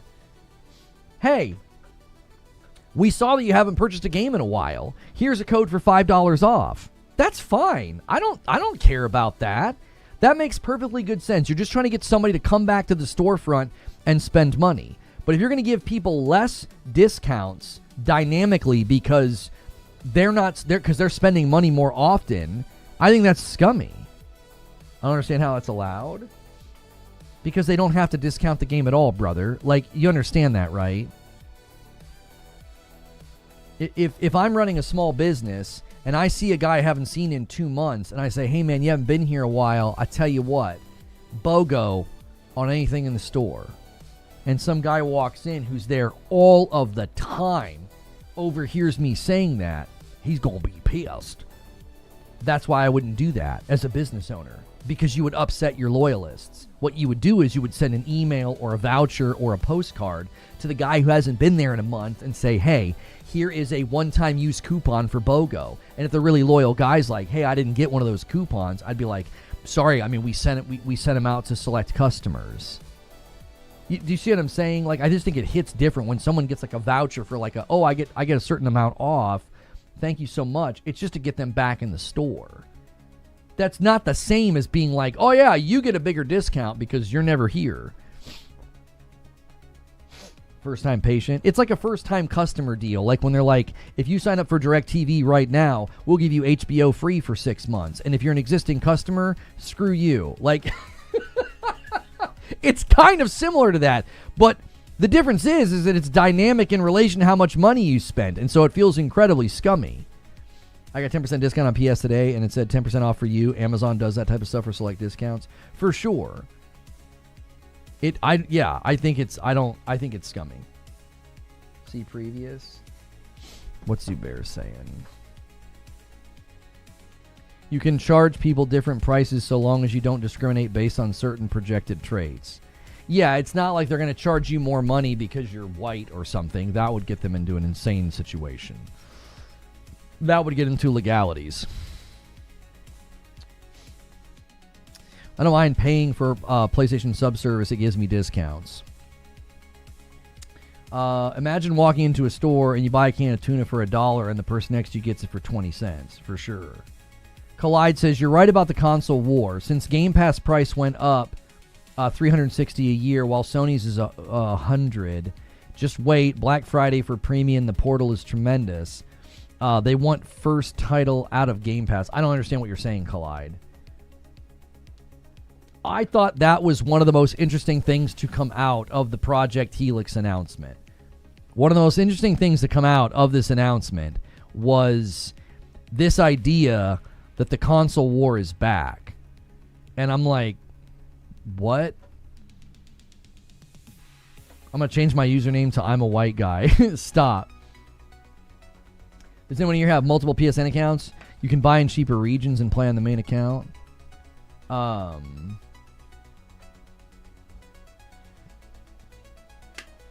If anything, I'm the bigger spender. Give me the bigger discounts.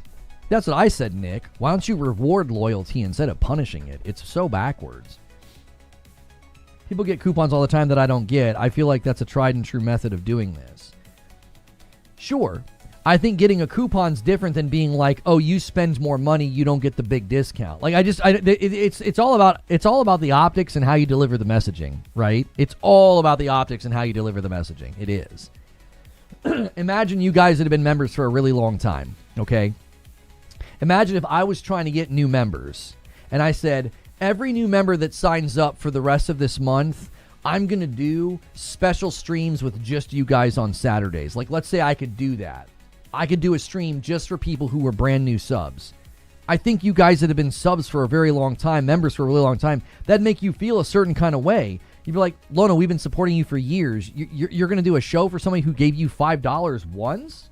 Huh? You see what I'm saying? It's all in the delivery.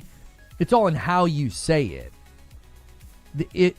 It's all about that. It's like if you mess up the optics, you're gonna tick people off. 4 more for $250.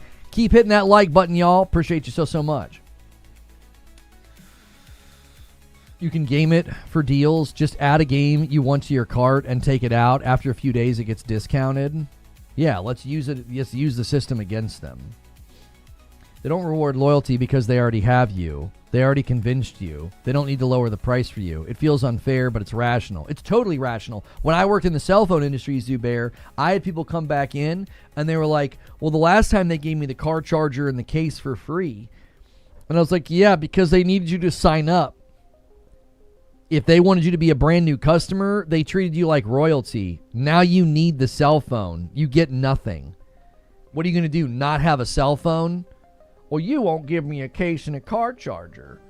I'm going to go to Verizon. Go ahead. Enjoy switching providers and having new billing and all of that. Do you really want to go through that over a car charger and a case? You know what I'm saying? It was the same deal then. It was like, they've got you. You're hooked now. You want a cell phone more. Actually, you need it more than you want it at some level. It's become endemic to your life.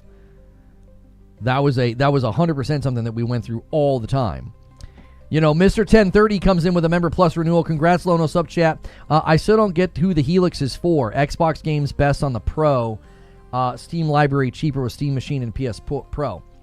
We're super close to the first milestone of 25. Thank you so much.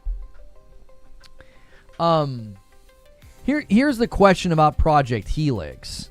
More so than, like, who is it for, is what it offers. You're not going to really be able to describe the customer without describing what it offers. The Helix offers a higher performant machine than the Steam Machine. It offers back compat that I cannot get on my PlayStation 5 Pro. Yes, I'll be able to play Fable on my PlayStation 5 Pro. Okay, sure. I can't play my back compat library on my PlayStation 5 Pro. So an Xbox loyalist with a library who wants a machine that's more performant than the Steam Machine, that's who it's for. See what I'm saying? You have to start with what the device offers. The Xbox Project Helix offers things that actually sound great to me. That's the funny thing. That's what's so funny, is like, because I've been with Xbox for such a long time and I actually want Steam in my living room, Helix sounds great for me.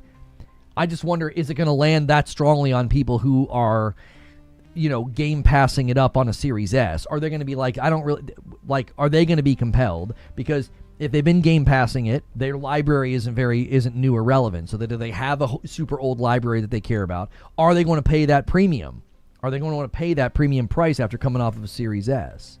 Now, maybe they will. Maybe they'll justify it and say, you know what? I've been saving money all these years. I'm okay biting the bullet and spending big now. I'm okay doing it. Because I've been saving money all this year. Oh, I'm sorry, not all this year. All these years I've been saving money. I have a nice PC and a Series X. Not all games are Xbox Play Anywhere, and my collection is spread. I shop sales. The Helix sounds fantastic. The funny thing is, the primary reason I would get a Helix is for Steam, which is interesting because I'm basically buying an Xbox not for Xbox. A VIP from Insomniac Black. Just pop it in to stir the pot. Just 4 games. Xbox is playing 3D chess. Wait until Lulu Chang is God. Halo will never go to PlayStation. Xbox is going to run circles. It's like a toxic relationship at times. I fixed all your typos, Insomniac Black, because I speak fluent Insomniac. That was close. Whew. Some of y'all got to change your usernames.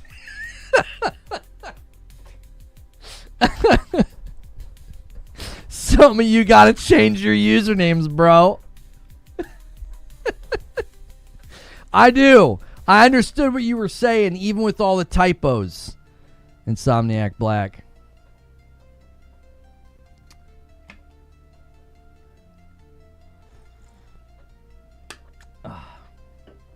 Will the Steam machine offer Game Pass? Maybe go for the cheaper option then? You're doing it wrong, Lono. Just say, I want it. Thus it is the best product ever, and everyone is a hater. That's right. Helix for Steam. But then you will have the issue with changing settings and all that console players hate, according to them. To me, I don't mind having to adjust or tweak settings. Can you understand my post, though? Yes, I can understand what you're saying. Yes. Stop it, Gandalf. I'm not saying that.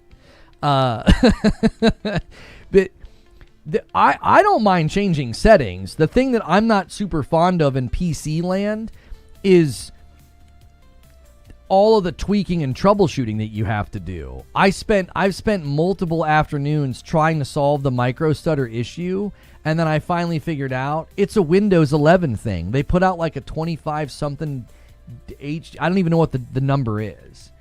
There's a micro stutter that's basically baked into an update they shoved out late last year, and people can't figure it out. There's like no solution. The only solution is people rolled back, and I'm like, I'm not rolling back. Collide says, you're right about the console war. Game Pass is getting expensive. It's around $360 a year now, while PlayStation Plus is about $100. Honestly, people might just wait for Black Friday to grab the premium deal, and the PlayStation Portal has been doing really well. On top of that, Xbox wants its first-party titles outside of the Game Pass. Yeah, 25H2, thank you. Yeah, the 25H2 update, it's got a micro stutter for video playback just baked in. It's just there. If I watch Windows Media, if I watch YouTube, there's just periodic micro stutters, and they end up in my broadcast. There's nothing I can do about it. I can't do anything about it. I've been troubleshooting it for weeks now, and I finally figured it out. I'm not going to fix it. It's baked into 25H2. People that were having the issue, you know how they fixed it? They just rolled back.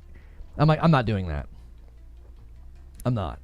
That's why I don't really like doing PC gaming, because of stupid stuff like that. I've seen all these guys on Reddit and forums losing their dadgum minds. They're like, all of a sudden all my games have like a micro hitch and a micro stutter, and they're freaking furious. They spent all this money to get a really nice PC, and Microsoft comes in the room and be like, it'd be a shame if we screwed that up with a bad update to Windows 11. Uninstall the update? No, you can't just go uninstall the update. That's not a thing. you've got to catch it within 10 days. You have to catch it within 10 days to do the rollback. I would literally have to go to the UDump site and download what they call it, an ISO or something. They might as well be talking freaking German, brother. They're go download this and do this and then boot, and then you'll have to reinstall everything. And I was like, I'll just deal with the micro stutter, thanks. Why more and more people are moving to Linux now if only games natively supported it. They need to stop vibe coding. Yeah, it's just irritating. I need it to be if you gave me a stripped down version of Windows with none of this crap, it's a tool to me. You can delete that file. It's not that simple. Trust me. I've looked in how to roll back the update, homies. There's no just going and deleting a file. You have to reinstall Windows. There is no click of a button here, boys. I've looked into it.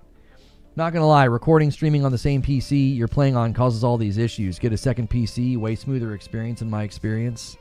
He doesn't know, chat. Be kind to him. He doesn't know.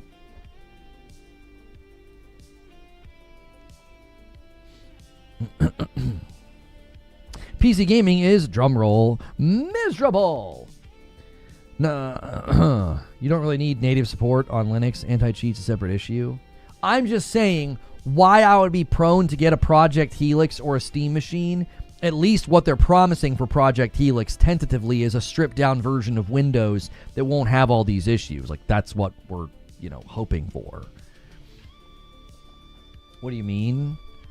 Homie, I have 2 high-level rigs sitting next to me. My issue is not that I'm running too much on one PC, brother. Like, I'm in the top, 1% of PC hardware ownership. I have a 5070 over there and a 4060 next to me. I'm not sitting here on, some scuffed setup that's causing issues with stuttering. That's not what I'm dealing with. My streaming rig has nothing running on it, at all. But that's why Project Helix would appeal to me, is all these issues. I wouldn't face these issues.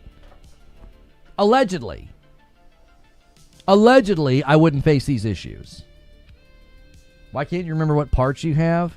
I don't remember what I have. A 5070 Ti and a 4060? Is that what I have? I don't know, because I don't care. I just want it to work. Wasn't trying to call your setup scuffed. Well, troubleshooting stuttering when you're on a single PC setup is a little scuffed, homie, because you're using the GPU for multiple things. This isn't my first rodeo. I've been streaming for a decade. I don't care about the hardware, the numbers, the who's its, what's its, and the teraflops. I just need it to frickin' work. That's all I need. I give you money, you give me thing works. Thing don't work, I punch you. That's my mind. I'm caveman when it comes to hardware. Crashing out? I am crashing out. I spent a lot of money on both of these dadgum rigs to bring me into the future of streaming, and then Windows 11 was like, that is so adorable that you think it's gonna run well. Frick you, Microsoft, and your stupid Windows. It's frustrating.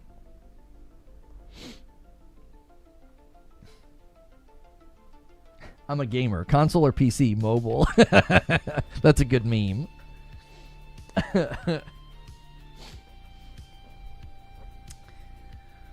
Oh. Also, Lono, it's like top 10% for you. Top 1% spent more on their GPU than you spent on your PC. Sorry, I didn't want to encroach on you, top 1%ers, Zuby. I probably upset those boys. I'll be in 8 videos this weekend. This guy thinks he's in the top 1%. Arguably, though, I was saying top 1% because I have 2 rigs at that power, Zoob. I don't know how that's probably abnormal, I would think. Across the entire globe of PC ownership, I think having 2 at this level is pretty small. I wasn't talking raw power. It was like, I got 2 really nice rigs. That's not very typical, I wouldn't think. Thanks for the distraction from the existential dread that comes with having to go on a work trip. Ooh. I'm just saying, you wouldn't say PS5 when you have a PS5 Pro. Yeah, PS5 Pro is really easy to remember. If I had a PS5 2085-6 and a PS5 2498 bucket head flip a switch XYZ, I'd have a hard time remembering which one was which. Shut up, Omar. It's too much to remember. Do you want to know why it's too much to remember? Because it doesn't matter. So my brain just says, two strong PCs sitting next to each other using like 10% of their power. That's right. I've got gorillas next to me folding letters, you know? That's it. It's 2 letters. Another reason why I don't remember and memorize what I have is because it triggers you guys and you tell me what I have. So it's a healthy relationship. It works in my favor. You guys have never realized that my stupidity is a gift to you. You know, it makes you feel smart and it gives you purpose. That's my gift to you. It's Gorilla TI's, Lono. TI. You got it. You have to say the TI. Okay. What were we talking about before I got so rudely interrupted by people correcting me? I just am tired of that.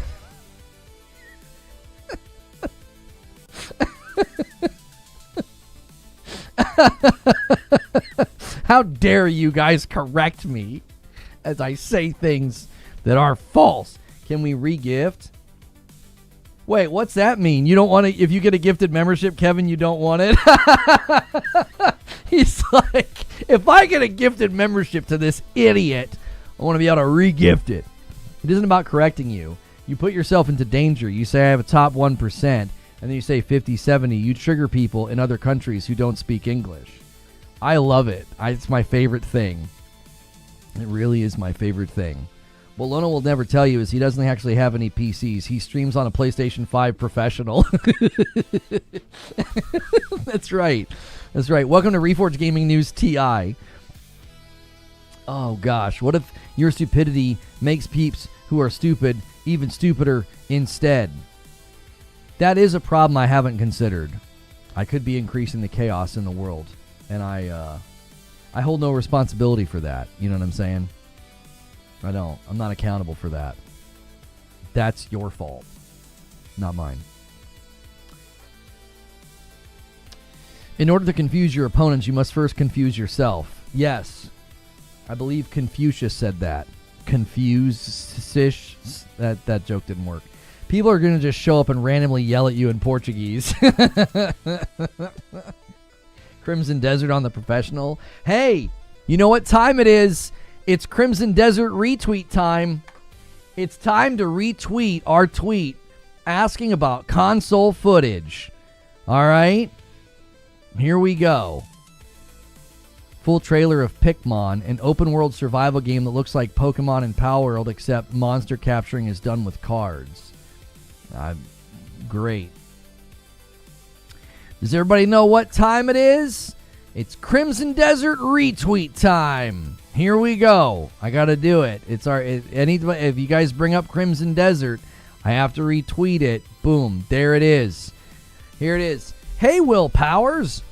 Concerning Crimson Desert console gameplay, it has been claimed that Digital Foundry will have console gameplay to show at launch. Is this before release date with the review embargo? There you go. If you guys want to give that a retweet and some love, you know, we'll see if we'll actually get an answer, you know. You expect people to pre-order it on console, and you just seem unwilling to answer the question or show the console footage. So we'll just keep retweeting that and until we get an answer, which I suspect will be never. So there we go.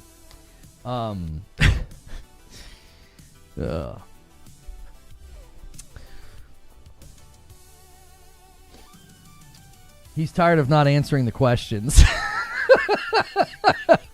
I am so tired of not answering this question in a specific and helpful way. Oh, okay. Maybe they'll also ask reviews to be pushed a month after release.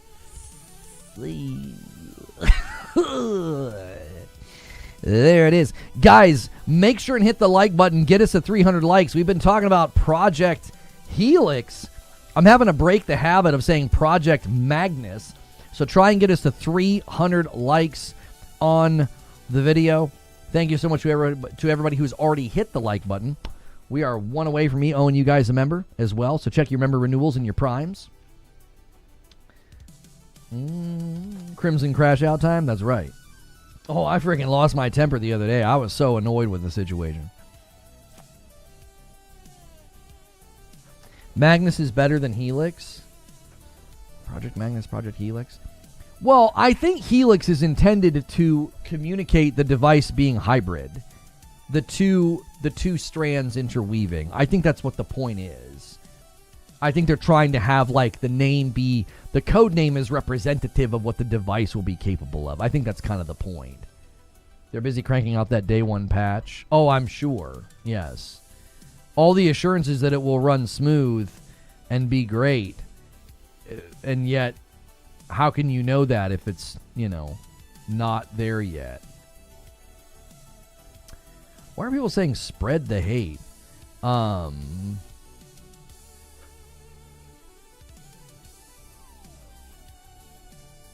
People are angry about Marathon, man. The duality of man can be seen in the comment section of that video, by the way. Is Crimson out? No, Crimson Desert comes out, I believe, next week. They're working on a pro vertical slice for you right now. Yeah, can't wait. Helix is the hybrid device or the olive branch to get off Xbox hardware safely. Magnus is a full-blown PC. I don't think that that's true. I don't know what Magnus even is. I don't know if Magnus even exists. Metal Matt with the VIP lands the 25 plane. I owe YouTube a member. Remember, if you guys get to 100 in a day, I just drop a 5-bomb instead of 4. I give a bonus. So if you guys want to go a little crazy and go a little wild, great. If not, currently, I owe you 1, and I'll make sure and do that before the end of the day. Magnus and Helix are the same thing? Yeah, it's my understanding that Project Magnus and Helix are the same thing. Wasn't Magnus's like AMD's code for it? Magnus was the APU code name inside of AMD. Helix is the code name for the new console inside Xbox. Thank you for the clarification. Could PSSR2 be part of why they haven't shown it yet on console? No, because there's a base PS5 that has way more consumers on it. Do you know what I'm saying? Like, there are way more consumers on the base PS5. So wouldn't you want to show those people base PS5 footage? The number of people that hop in my comments are like, they already showed PS5 Pro gameplay footage. First, no, they didn't. Second, what does that mean to people on a base PS5? Like, what the heck are you even talking about? Ghost of Yotei Legends launches tomorrow. Everything you know about the online co-op multiplayer mode, including classes, modes, enemies, and cosmetics. I wonder if, I want to check that out tomorrow. I might have to boot the game up tonight and get back into the swing of things. I've been playing RE9. I didn't get to play RE9 over the weekend. I was doing taxes. And then yesterday I had to scramble to make that marathon video, and then I had relatives in town. Yeah. The Yotei 6 are bosses, warlords, and Natsu Stories. Legend is a retelling of this years later. A lot of details have washed away. These big characters have been exaggerated. Instead of fighting powerful warlords, you're fighting a 15-foot demonic boss. It makes enemies a suitable challenge for multiple players. Okay. There's an upcoming raid. The raid launches next month, in which you'll face the last two of the Yotei 6, the Dragon and Lord Saito. It's 4-player hardcore content. You'll actually need 4 players to complete it. You can't do it with fewer, and you want to have players who can communicate and coordinate. We view this as most co-op-y co-op. The rest of Legends missions are co-optional. Yo, they're going kind of hard here. I might have to do a video on this. This blog is dense. Look at this. This is the Legends blog. Look at how much information they have in here about how it's going to work. The spin on it, the single player story, different classes, 4 difficulty levels, prepare for some unique legends, more on the modes, different mission types, and then there's an upcoming raid. This is a dense and free update? AAA's dead and all the live service slop is ruining the industry. One of the best-selling single-player games last year is doing a free update that is just stuffed with content, okay? Viper with a $5 super chat. Let's be real here and forget the review stuff and the drama. A game that comes out on Thursday has less players on a Saturday and is not doing good. Yeah, I don't want this conversation to become about Marathon. You guys, if you want to watch my video about it, go ahead, but we can't do that again. I'm going to have to revisit that topic at some point this week. It's like Ragnarok's update on crack. Yeah, it looks pretty serious. That's pretty awesome that they're doing that. I can't wait to see all the grifting content about it. Yote was such a flop, they're giving away free DLC to try to get people to play the game again. Or buy the game again. Frick. Can't wait for Monhun Stories 3. Is there solo content? They said everything but the raid is co-optional. Yeah. So they're saying that the coming raid, that's like a month from now, they're saying that the coming raid is co-optional. You know what we should do? We should watch Kyle Bozeman's segment on this Xbox, the Project Helix thing. I think it's excellent. We should watch it. Let me see if I can find it in my history. There it is.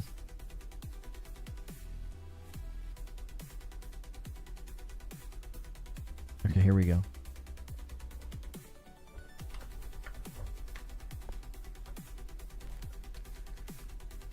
I wanted to watch this with you guys.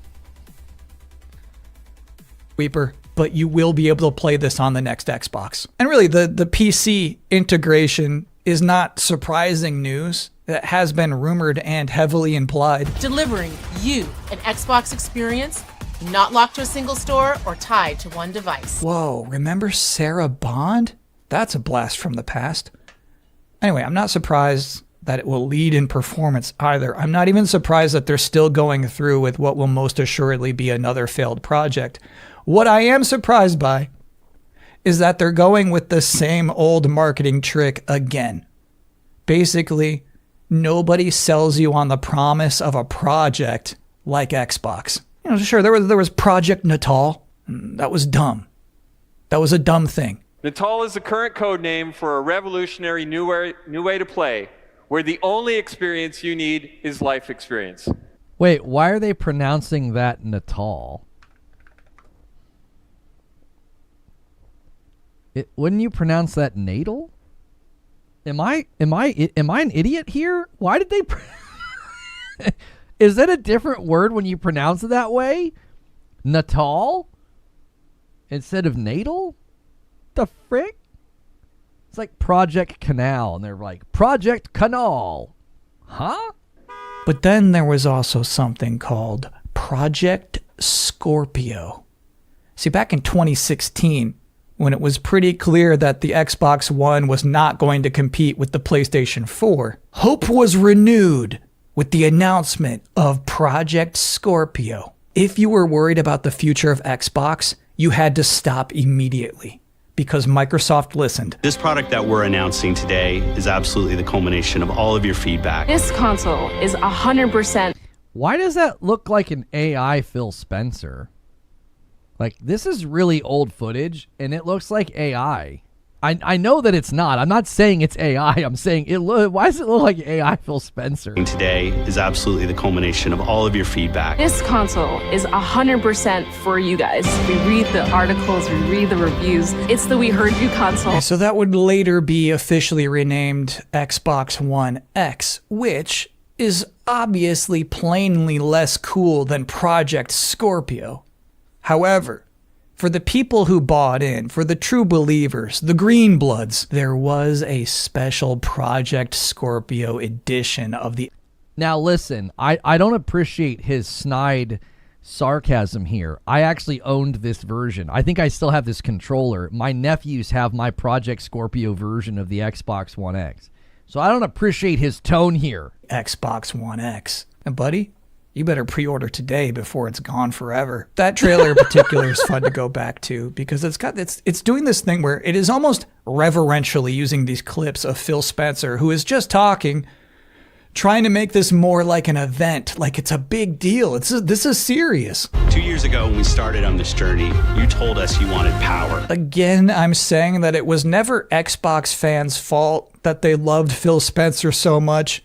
Marketing was using his quotes the same way Nike does in Michael Jordan commercials. The most powerful console ever made. Just 3 years after that highly successful Project Scorpio reveal, it was already time for the reveal of a new project, Project Scarlett. And yeah, they said, let's just do that same thing we did 3 years ago. This is the most immersive console experience ever. And something I found really funny about watching that whole video again is you might remember just last week, I was looking at Asha Sharma's messaging about the return of Xbox and what that meant. And she's... This is the best part of his video, y'all.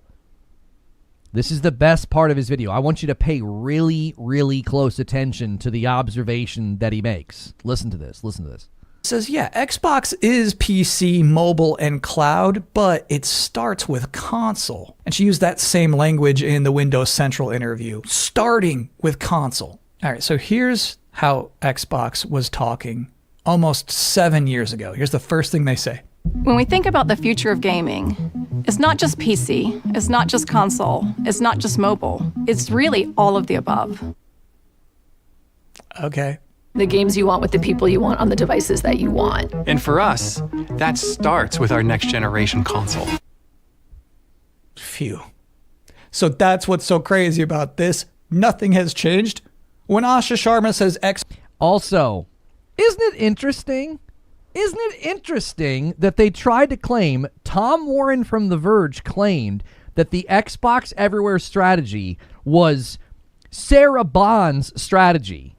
And yet in 2019, they're saying this. They're saying this like, oh, it's everything. It's all of the above, right? They were already laying the groundwork for Xbox Everywhere.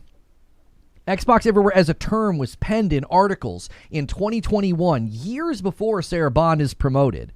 But according to Tom Warren at The Verge, it was Sarah Bond's strategy. And they're using the same lingo.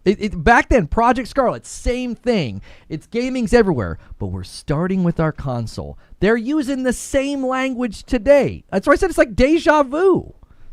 Xbox is back. Apparently, she just meant back to 2019. And what is so confusing about it is that it's not worth going back to. Those were not glory days. Project Scorpio didn't work. Project Scarlett did not work. But what the heck, everyone? Here's Project Helix. Please retweet. So let's talk about something that will... All right, he's done. He's done. I thought that segment was a bullseye. It was a bullseye. That segment set the entire POV for my show today. I was like, it's just history repeating itself, because I remember distinctly watching the Project Scarlett trailer. I remember sitting at E3 and watching it. I've told you guys about it many times. I was sitting there just freaking gushing. I was like, oh my gosh, they're finally talking about all of the things that I care about as a consumer. They're talking about FPS. They're talking about load times. They're not hammering away on resolution this and resolution that. It seemed like they were finally, getting their head on straight. They pinned it all on Sarah Bond, but the strategy remains. That's what I'm saying. They're not hitting the reset button on anything, y'all. They're not. They want it. They want a posture, and this is why that Verge article from Tom Warren really bothers me. It's like, where did that article come from? Like, look at the timing. It's like they make it seem like, yep, that strategy's out. Sarah Bond is out. That's her strategy. It wasn't her strategy. That is so not true. And then, once that's out of the frame, what do? Oh yeah, the same thing they did with Project Scorpio and Scarlett. Same language, same verbiage, same everything. That was Kyle Bozeman, by the way. Let me give you guys a link to his video if you want to watch the entire thing, or if you just want to give him credit, and say, hey, nice video, man. If you want to give him credit for what I think is an excellent video.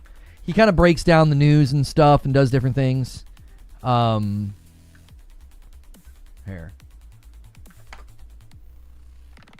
He talked about like Pokemon and stuff in it. Oh yeah, by the way, Monster Hunter Stories 3 reviews are coming in. It's landing mid to high 80s. That's very good. 87 on Metacritic, 85 on OpenCritic. Let's go. Monster Hunter Stories 3 Metacritic. This just landed. Okay. It's got an 87 on PlayStation, 83 on PC, and an 82 on Switch. It's Kyle Bossman, not Bozeman. I thought it was Kyle Bozeman. It's Bossman? I mean, he's definitely a boss, but I did not know that. My apologies to Kyle Bossman. Isn't Monster Hunter Stories 3 like... I feel like it's a game... Is it a game that I would play? An upcoming role-playing video game developed by Capcom? Capcom's kind of cooking, aren't they? They're having a year. I mean, Pragmata's not even out yet. Oh, Monster Hunter Stories isn't out yet either. It comes out in like 3 days. That's a really nice embargo, y'all. That's a really good embargo. It's JRPG turn-based. Oh, probably not then. Yeah. Well, props to everybody that gets to enjoy it. I know Monhun's a big franchise. Looks like it's reviewing very well. $5 super chat from the Big Pack fan. I thought Seeds and yourself did a great job breaking apart the Verge article. It was poorly done. Thank you very much. I appreciate that. Yeah, Seeds did good work.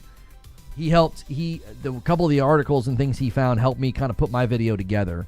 He kind of was a helpful springboard. I knew that I could find all that stuff, but I didn't have to go looking for at least 2 of the articles. Lono's tone changed real quick. Yeah, I mean, Expedition 33, I totally enjoyed the turn-based, but yeah, I just can't do it. I just can't. Capcom's got Onimusha, Pragmata, Monhun, Street Fighter, RE9. Yeah, Capcom is absolutely having a year. They're absolutely having a year, bro. You know? They're going to dominate the Game Awards. They're going to be up there so many frickin' times. Props to them.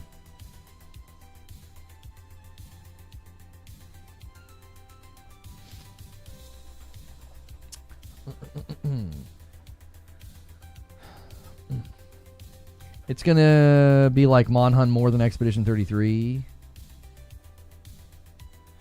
Did you cry? Police station, that building. I was just really, really glad. I don't want to get any spoilers. I was really, really glad that I played the Resident Evil 2 remake. It made that section really cool. It really did. That's all I'll say. I might try turn-based Monhun. I'm curious.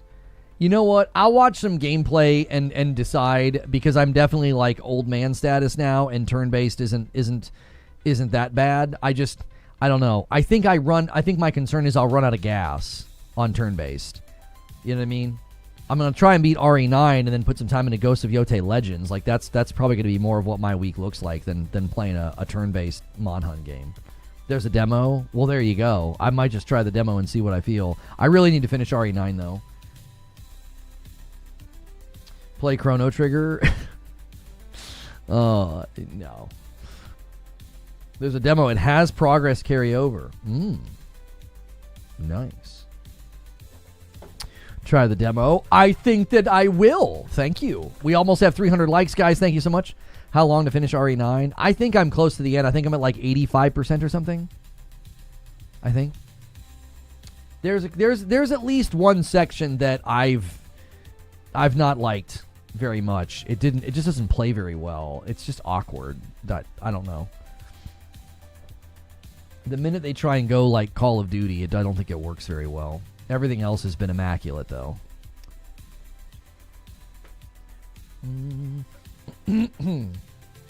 We need more demos. I would love for a meta of demos to come back. I know it's a big ask because when they do a demo, you basically are shipping a version of the game that will never ship. Like, they basically have to, like, troubleshoot the demo. You know what I mean? And I know that's, like, a bunch of extra work that they have to do. And I'm like, yeah. I get it. I totally get it. I understand why doing demos is not common. Capcom is typically the ones doing demos. I think the reason they didn't do an RE9 demo was because they would have had to let you play as Leon and as Grace. And after playing through the game, there was no good sections to do that. You know what I mean? There just was. There was no good section to do that.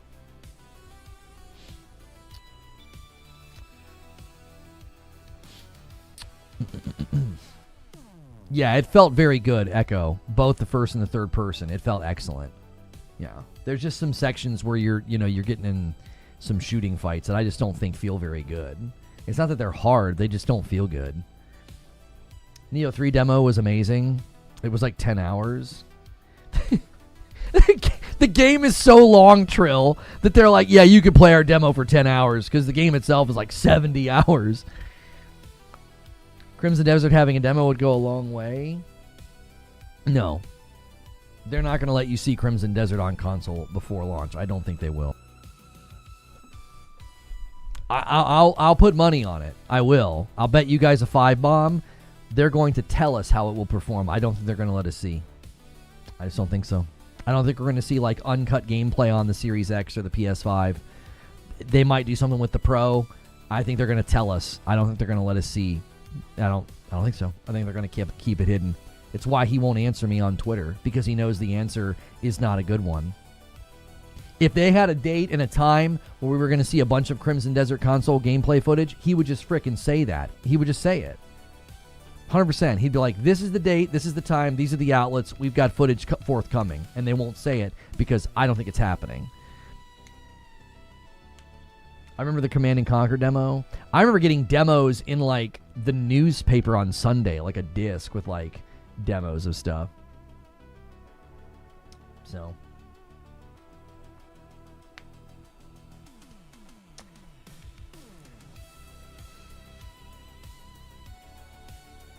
I was in a content creator streaming RE9, and somebody said, oh, you said this. I never played the RE games. Are they anything like the movies? That was fun. You're such a troll. That's mean, bro. Just going in and causing chaos in someone's chat. It's friggin' rude. That is absolutely rude. All right, let's bring it back to Project Helix, because I think there's some other things to talk about with Project Helix. Okay, we did go single topic today, so I don't want to venture too far. I'd like to keep it about, if possible. I would like to keep it about Project Helix, and there is something to consider here that I haven't really asked. Where are you guys comfortable price point wise? Like, where would it have to land for you to buy it? Like, is that the breaking issue, or are there other questions that you need to have answered more than just price? Can you get my question? I tried to ask many times. You said, what about older games on Steam that didn't officially support controller? How will Steam Machine and Helix handle that? That's an excellent question, True SSJ Havoc. Sorry I didn't see it until just now. Yeah, that's an excellent question. How are they going to handle games that need mouse and keyboard? They're going to have to do some kind of a compatibility pass where when you go to play a game like that on the Helix, they're going to have to let you know, like, hey, you won't, this game's not supported. Like, what would you say the number of games is that just doesn't support controller at all? Or, I mean, there are plenty of games that don't support controller in a good way. It's like they support it, but it's bad. You know what I mean? A lot of you guys are saying 700-800 and then 1200, 1250 max. So I asked you guys what the price point of the Project Helix would need to be, and we got a 700, a 1200, 800, a 600, 1000, 800, 800, 1200. So it seems like some of you guys are just going to jump right off if it goes beyond 1000. If they're more than 1,000, I don't know how you get people excited outside of Die Hard, says Ginger. I think Helix is their pro model and Series X is their entry point. Wait, what? How is the Series X their entry point? Because the Series X is not a PC hybrid. It's going to be closer to 1,200 to 1,500. Hidden Sirius says, I don't see how it's sub 1,000. Incredible Black says 1,100. SSJ Havoc says the vast majority of games, the vast majority of old games. I mean, the only thing I would say, true SSJ Havoc, the pushback from people probably would be the average person who buys a Helix and puts it in their living room is looking to play games from more recent timelines that support controller. Like, the average diehard hardcore PC gamer that has this huge collection of old games that don't support controller, I don't think that's a big, you know what I'm saying? I don't think that's the primary target audience. If you've got that as a desire and you've got that as something that you really, really want, then I don't necessarily think this would be a device that you would even be considered buying. Like, the target audience for this is likely just going to be buying it to play more current games that are already controller compatible. I think your question is a good one, though, because there are certainly people that are going to buy this and be like, wait, there's an ocean of Steam games that I can't even play because they're not compatible with a controller, and they're looking to game in their living room. The Xbox Now is $800. There's no way the Helix is less than $1,150. A $5 super chat from Riddish says, if they want to compete around $600 and allow refunds, I mean, Steam will allow refunds. Are you saying that anything you buy from Xbox should allow refunds? Yo, it's good, Chrono. Thank you for that raid earlier, Chrono. I think it popped up and I forgot about it. Some games officially, but I think menu dashboard still requires a controller. I use 4, 3D, and then games. I have no idea what you're saying. They're just making the Helix for the enthusiasts, and then they never had to make another console again. I mean, I think there's truth to that. If they get you to switch to the Helix, and then everybody else just kind of rides and dies with Series S and X, and then eventually ends up on PC, or they end up on PlayStation, Xbox is probably okay with that, because they're like, we're still going to get money from publishing. We're not spending a bunch of money on hardware, distribution, and development. I don't know. There might be some truth to that. It's definitely going to be more expensive than the Pro, I'll say that. Steam Deck says, I don't know what will Xbox do about non-controller supported games on PC, but the Steam OS allows you to download emulators. You can wishlist Fable on PlayStation. I will be shocked if that game comes out this year. You know what I mean? I mean it. I don't think it's ready. I don't think it's ready. I will be shocked if it comes out. It's not for the competition. Oh, it's not the competition fanboys looking for. I think that was the response that really threw me for a loop, was that people were basically being like, the console war is back on the menu. And I'm like, I just don't see it that way. I don't see this device as, I don't see that as being the goal that Microsoft has. I just don't see it.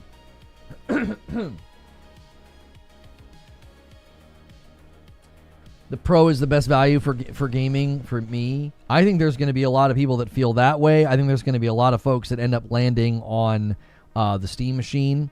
I think there's going to be folks that end up landing on the Helix.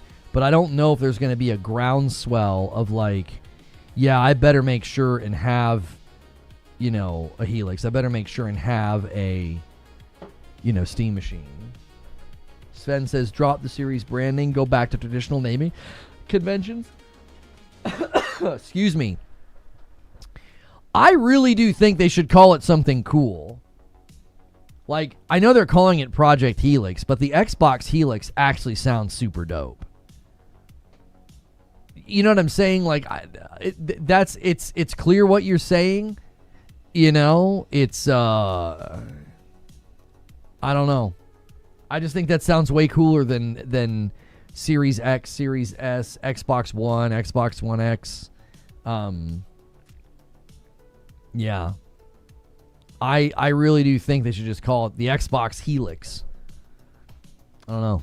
And you could do cool things with the X's because you have, an X at the beginning of Xbox and an X at the end of Helix. I don't know. I feel like you could do some fun stuff with the branding. Just call it the Xbox.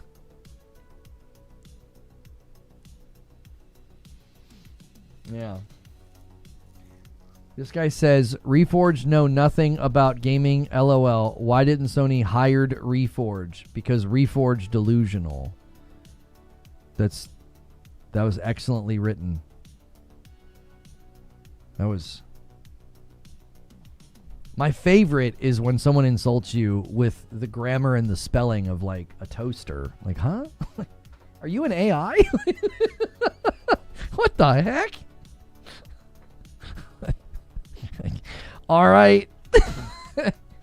If I'm delusional in your book, and that's your level of spelling and sentence structure, I think I'm doing okay.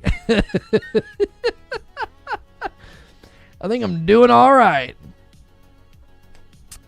Call it the flex box? No.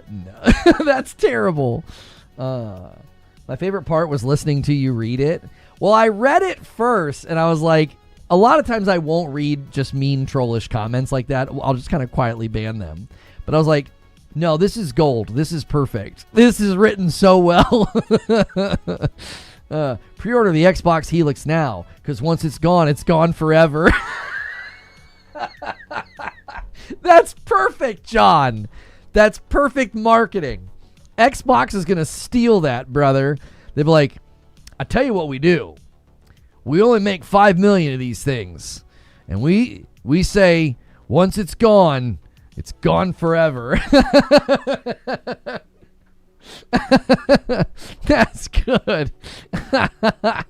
Oh, man. I like it. I dig it.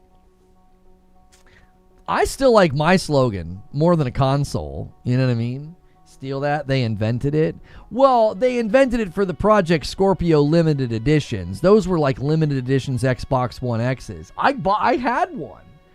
I swear the controller's around here somewhere. I still have the controller. It says it right down the middle of the controller in green. And I gave my Project Scorpio Xbox One X to my nephews. I'd like to know if it would be capable of more than 1 gig speed, says Scott. I use 2 gig service and would love to at least have that capability go faster. Oh, you mean like the network adapter in the device? Will it be able to go that fast? Is that what you're saying? My daughter's just going to start playing on PlayStation. She was like all about, she thought it was so cool that like she could play on like the Xbox and like, my boy would be playing on PlayStation. She is just so freaking tired of it. Because every time Fortnite goes to update, it's a dadgum nightmare. It takes like twice as long. If my boy's PlayStation has to update Fortnite and the Xbox has to update Fortnite, the Xbox takes easily 30 minutes and then the PlayStation's done in like 10. I don't understand. It's so frustrating using that device anymore. I don't know what's going on. It throttles the internet speed on it, so I constantly have to pause and restart it. And then it does this finishing up stage. And it sits there and hangs for forever. It just says finishing up. You're like, what are you finishing up? I'm not reading that. Kino Man Sky. I again think that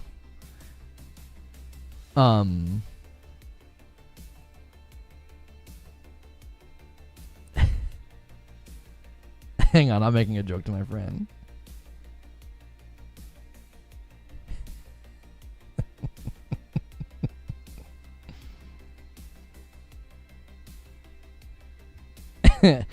My friends are doing like a wine tasting event, and I'm not a wine guy, and so I'm asking, will there be any bourbon flavored wine?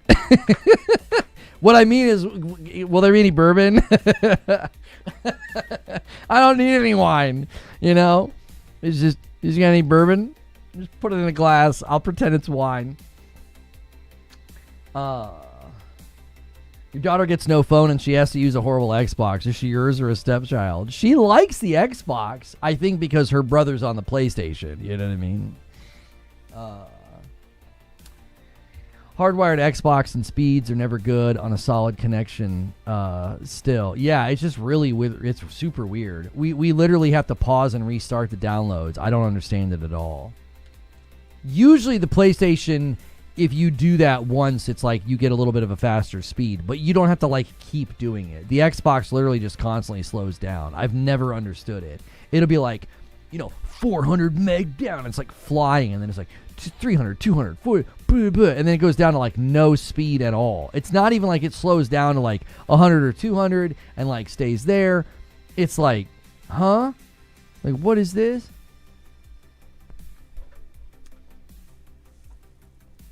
You got my question? I'm not sure you touched on it. You got a new one? Would third party need to still make an Xbox version alongside of a PC version, or will they just make one version? We talked about that earlier, True SSJ, and I believe there will no longer be Xbox dev kits and versions. You won't need it. So let's just imagine a future where they're no longer building for Series X and S. Like, that time's just going to come to pass. We know that.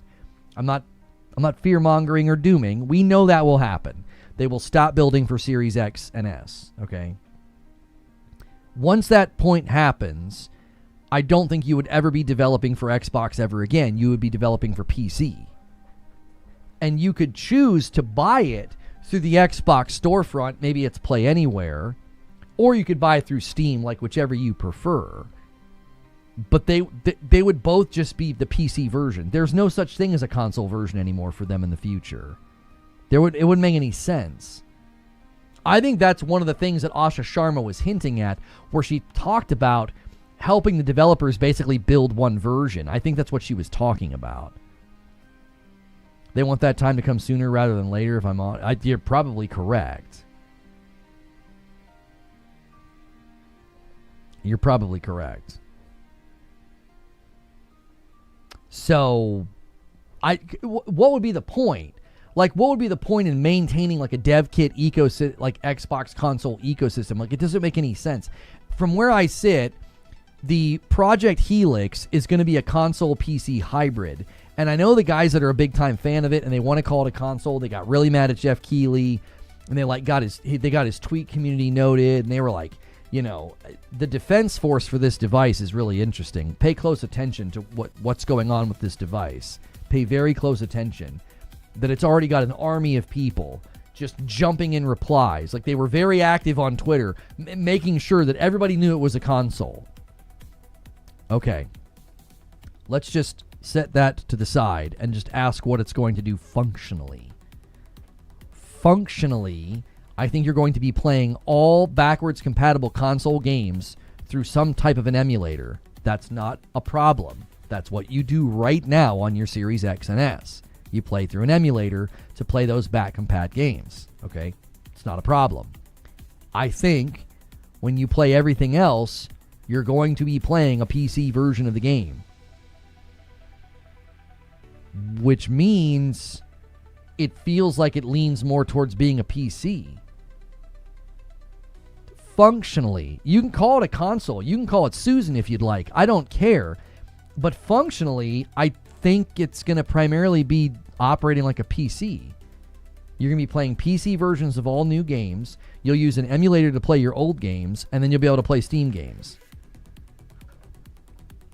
It sounds an awful lot like a PC you can have right now. You can have a PC right now where you can play PC versions of Xbox games. You can run an emulator to run, games, and then you can have Steam. Now, there's no emulator for back compat right now, but I don't know.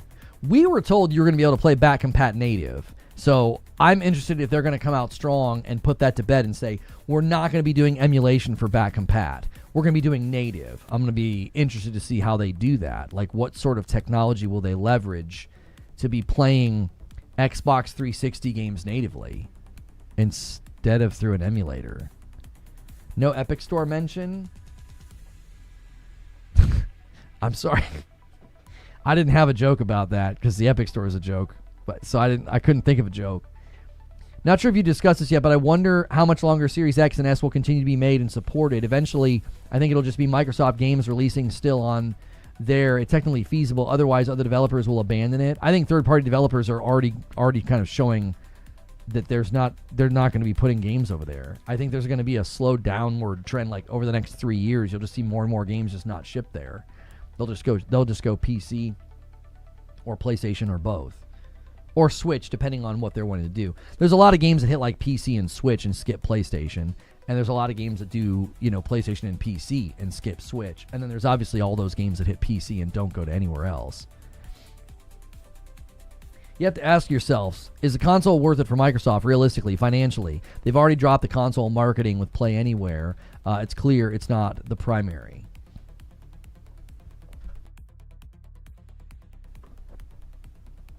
Isn't it just like those saying that the Steam machine is a console when they literally call it a PC? To me, it's more about the function because, you can get into very, very odd definition wars. So somebody's going to say the Steam machine's a PC. Somebody else is going to come behind and say, but it's not a PC because you can't go in and yank out the GPU and put in a different GPU. So it's not a PC. And it's like, you're getting in a definition war with people that are going to have their own definitions, which means you're just wasting lots of time.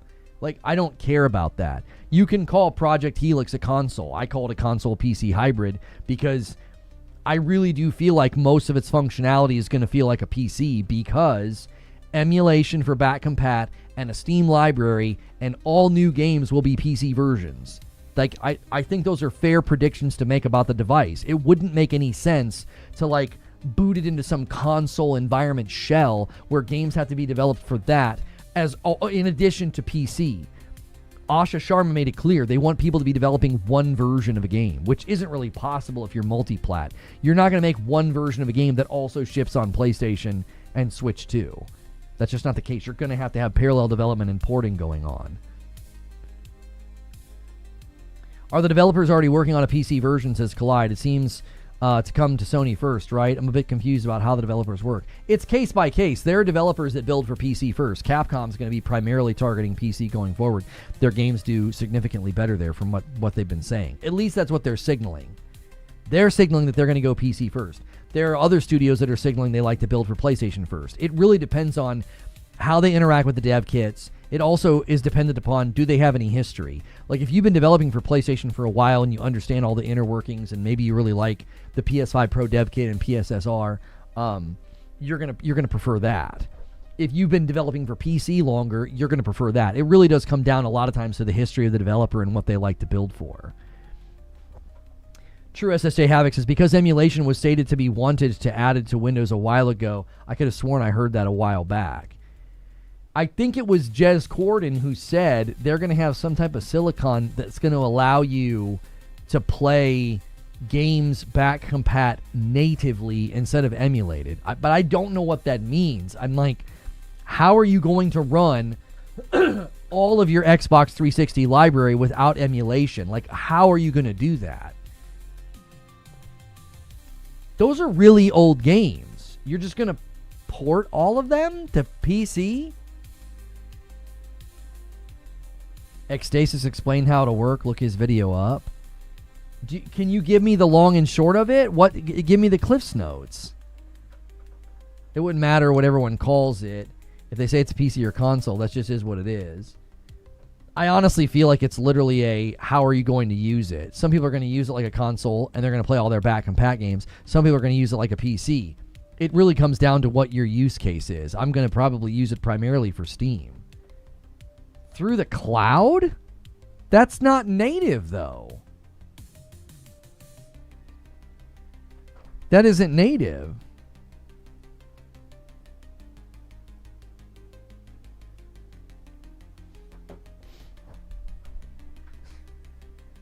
I heard it was just emulation that they wanted to add to Windows PC. I could be wrong. I've not been following the discussion around emulation. I just haven't been.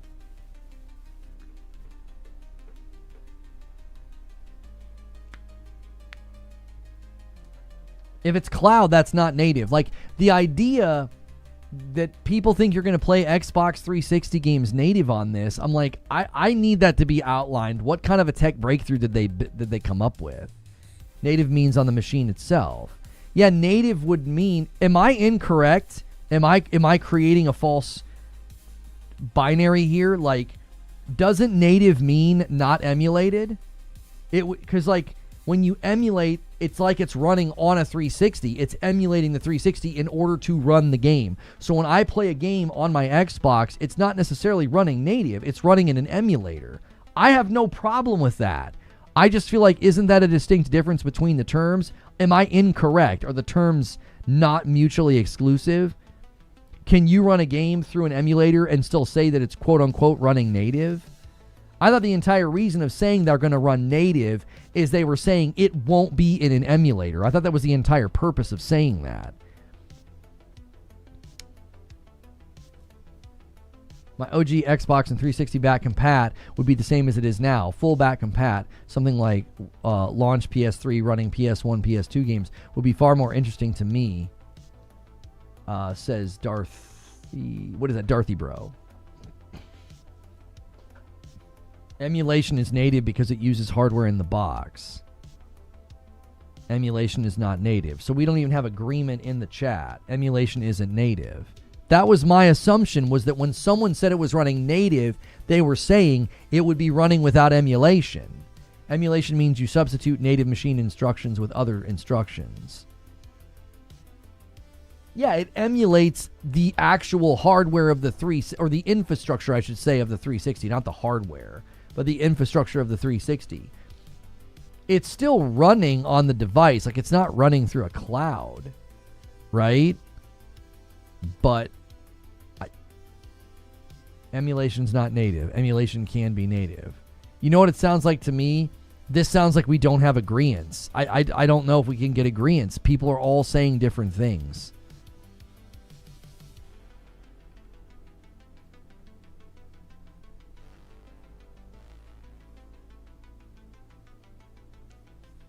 It's just like emulating games on PC.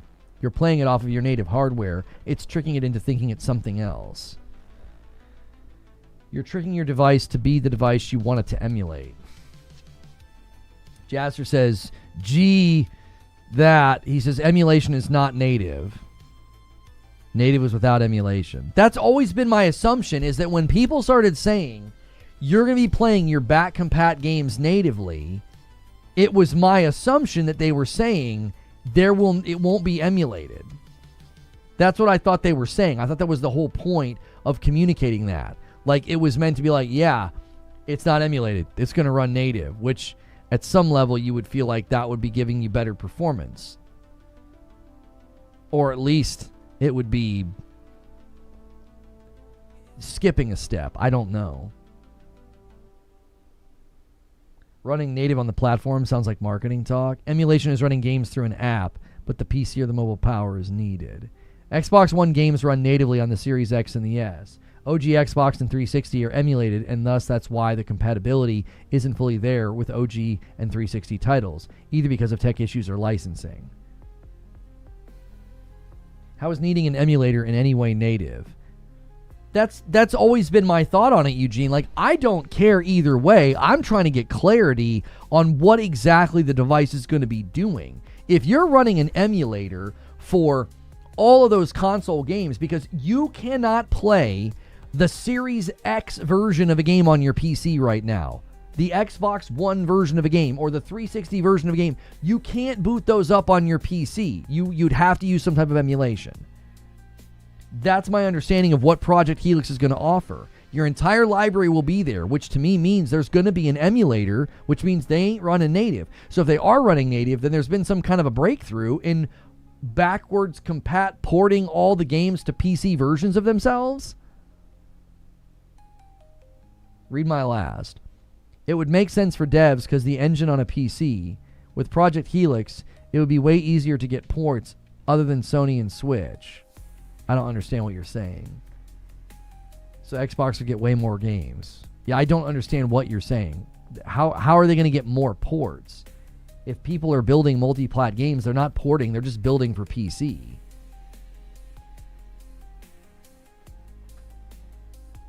Does native matter anyway if they look the same? Well, that's what I mean. I don't care how they do it. I'm just curious about the technology. I'm curious about what they're going to be offering. It's interesting to me. I think it could potentially run fine if it's a performant device. Running a 360 game shouldn't be that difficult. How can this machine hold the 360 chip and original chip in the same system? It is a completely different architecture, so people mention PS3 makes no sense.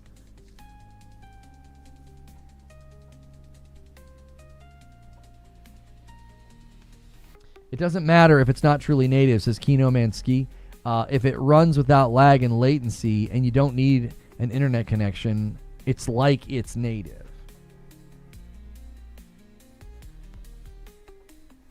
I feel like this is like one of the reasons why anytime they promote something and talk about something, it gets really difficult to know which way is up, because I feel like there's sort of like there's a concerted effort to, I don't know. There's like this concerted effort to create this notion of new. And so we get terminology that's used in like a really weird way. Yeah, it's like we get lost in a semantics forest of fog. It's like, well, what in the world? Everybody's using terms in their own sort of, way of like, I don't know. It's like everybody's using their own terms, so nobody really knows anything. It's like we're all just using our own phrasing and our own vocabulary. Emulation often requires tuning the emulator for specific games as well.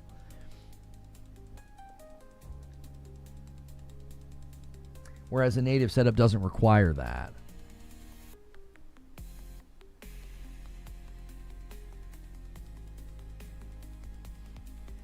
Yeah, I kind of agree with Gandalf. I think people just, if big creators with platforms would stop interacting with those tweets, they're dying for you to interact with them. Helix would be a purchase for me if it was fully compatible with every Xbox game ever made, like dedicated hardware in the system to allow that, but obviously that ain't happening. Yeah, I'm not so much worried about the back compat as I am just having access to Steam on a reasonably powerful device. Not super powerful, but a reasonably powerful device. That's why I would buy it. I would literally be buying the Xbox Project Helix mainly for Steam and PC gaming in my living room. I wouldn't be like, back compat's nice. I'm not going to say it's not nice being able to like boot up old 360 games, but like that's not the primary reason I would be buying it. EA has laid off an unknown number of individuals from across Battlefield teams, including workers at Criterion, DICE, Ripple Effect, and Motive. It's part of their realignment across Battlefield studios. Who said it would run natively anyway? Xbox uses virtual machines, which can emulate old hardware. They can put that old operating systems on, so it technically isn't native even now. I'm telling you, it was Windows Central back compatibility native.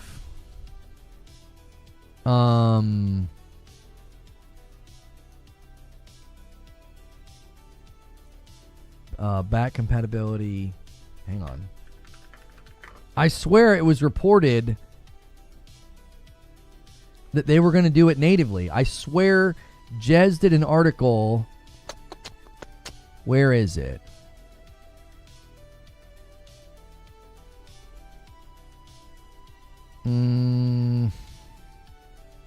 Is this it?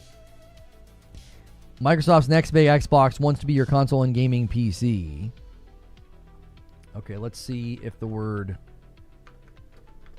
native appears in here. The next Xbox from Microsoft will be curated Windows gaming PC complete with your full native console library. All right, here. I think this might be the article where I remember reading this. Okay. Yeah, I remember. This is it. These games will run natively on the new Xbox and launch seamlessly via the Xbox Launcher Library. Okay. Thanks to new... Yeah, I told you it was about the silicon. Or the silicon, however you say it. The new silicon. Thanks to new silicon from AMD, already approved all the way up to CFO Amy Hood and CEO Satya Nadella, the new Xbox will also run all games currently available on the Series X and S library. This means all OG Xbox backwards compatible games, all the Xbox 360 backwards compatible games, all the Xbox One backwards compatible games, and all the current future Xbox Series X games. These games will run natively on the new Xbox and launch seamlessly via the Xbox Launcher's library. I told you, I remembered reading this. It was like, oh, they've had some kind of a breakthrough. They've got some kind of new silicon, and they're going to use it to give you native execution or native running of back-compat games. I don't think Jez is the only one that reported this. I feel like I read it in multiple places. I wonder if he's using natively like it won't run from the cloud.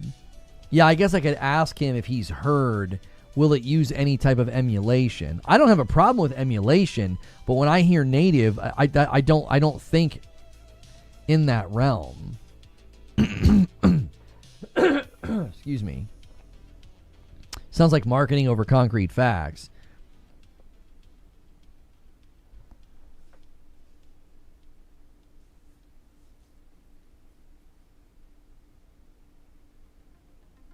Lono, you fell for doublespeak.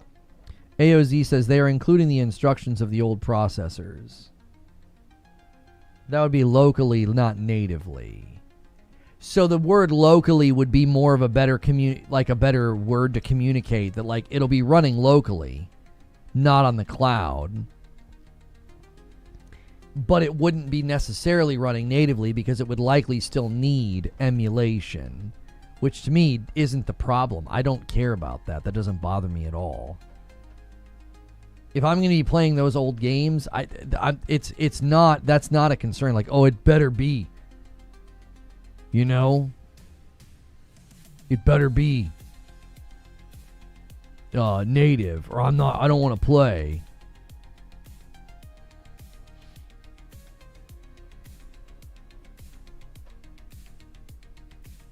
Saros has a new character trailer. Who tweeted it? Did Housemark tweet it? Or is it on YouTube? Oh! The OG Xbox and 360 games will need emulation.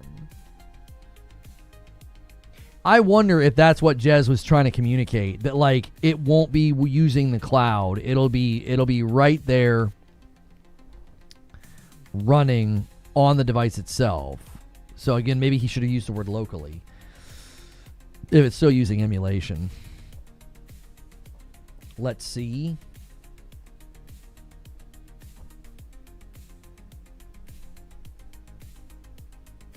Notice he said the backwards compatible games, not every game. Well, yeah, the backwards compatible games will be running natively, not every game. Yeah, because, yeah, I would say that not every game is going to be back compat. They were saying, I swear they were boasting about that. They were going to do something with AI or something where like every game was going to be back compat. Like they were going to give you your whole library again. We'll check out the Housemark thing in just a second. Give me 1 second. I got to check on something.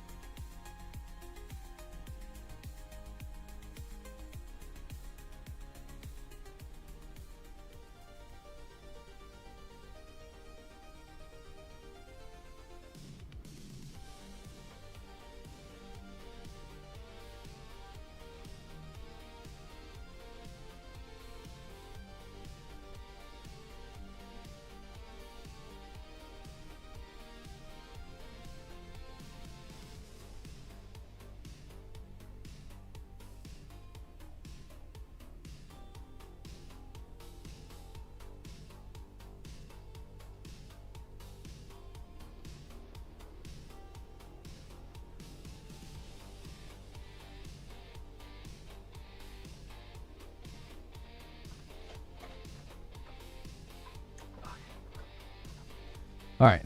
Sorry.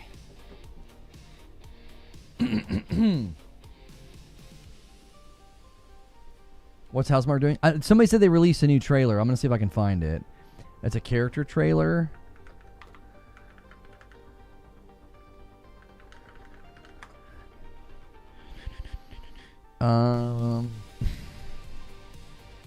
Where is it, on the PlayStation channel or is it just on Twitter? They've been doing a lot of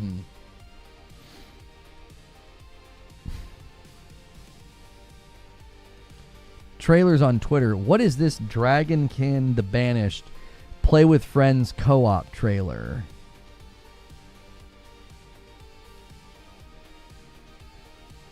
This looks like a what is this? What kind of game is this? This is an MMO, like a top-down MMO?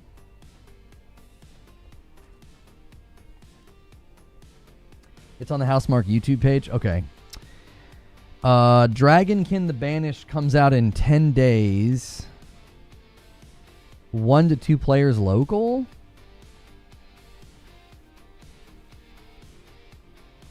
Join in co-op. It looks like like a top-down adventure game.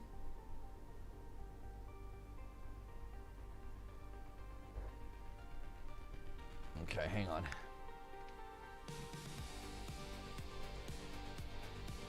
You're telling me this is a new video? Yeah, it's super long. It's not super long, but it's like 4 minutes long. I don't want to necessarily react to this right now. It's like so off topic. We got multi-topic days where we can do stuff like that. I kind of want to keep it about Project Helix and Xbox. And I was thinking if I had any more discussion questions that I hadn't asked you guys yet about Xbox and Project Helix. What time of day is their GDC presentation? Do we know? You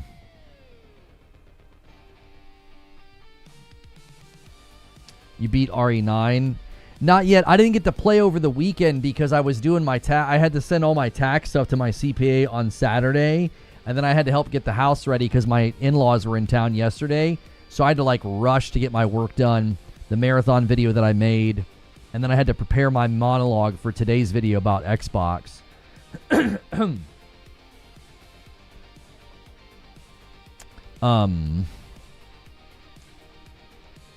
Anybody know when? It's like building, let's see, Xbox, GDC, building for the future. And then I think it's like what, like March 11th, I think. Yeah.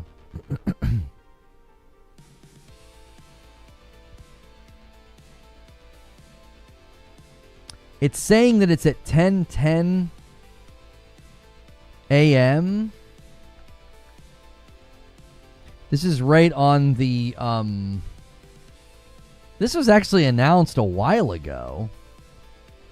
February. The future of Xbox starts now. Build for what's next. Why does the W look like that? What the frick? That's awful. What the anyway, okay. Here it is. Kicking off with Jason Ronald, VP of Next Gen at 10:10 a.m. on Wednesday. 10:10 a.m. Where's GDC taking place? California. Okay. So that's at 1 in the afternoon.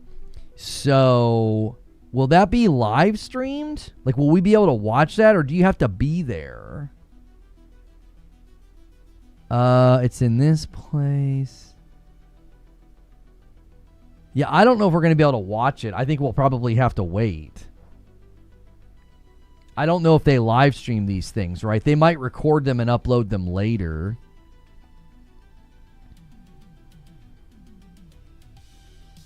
Yeah, you need a festival pass, game changer pass. Get your pass now.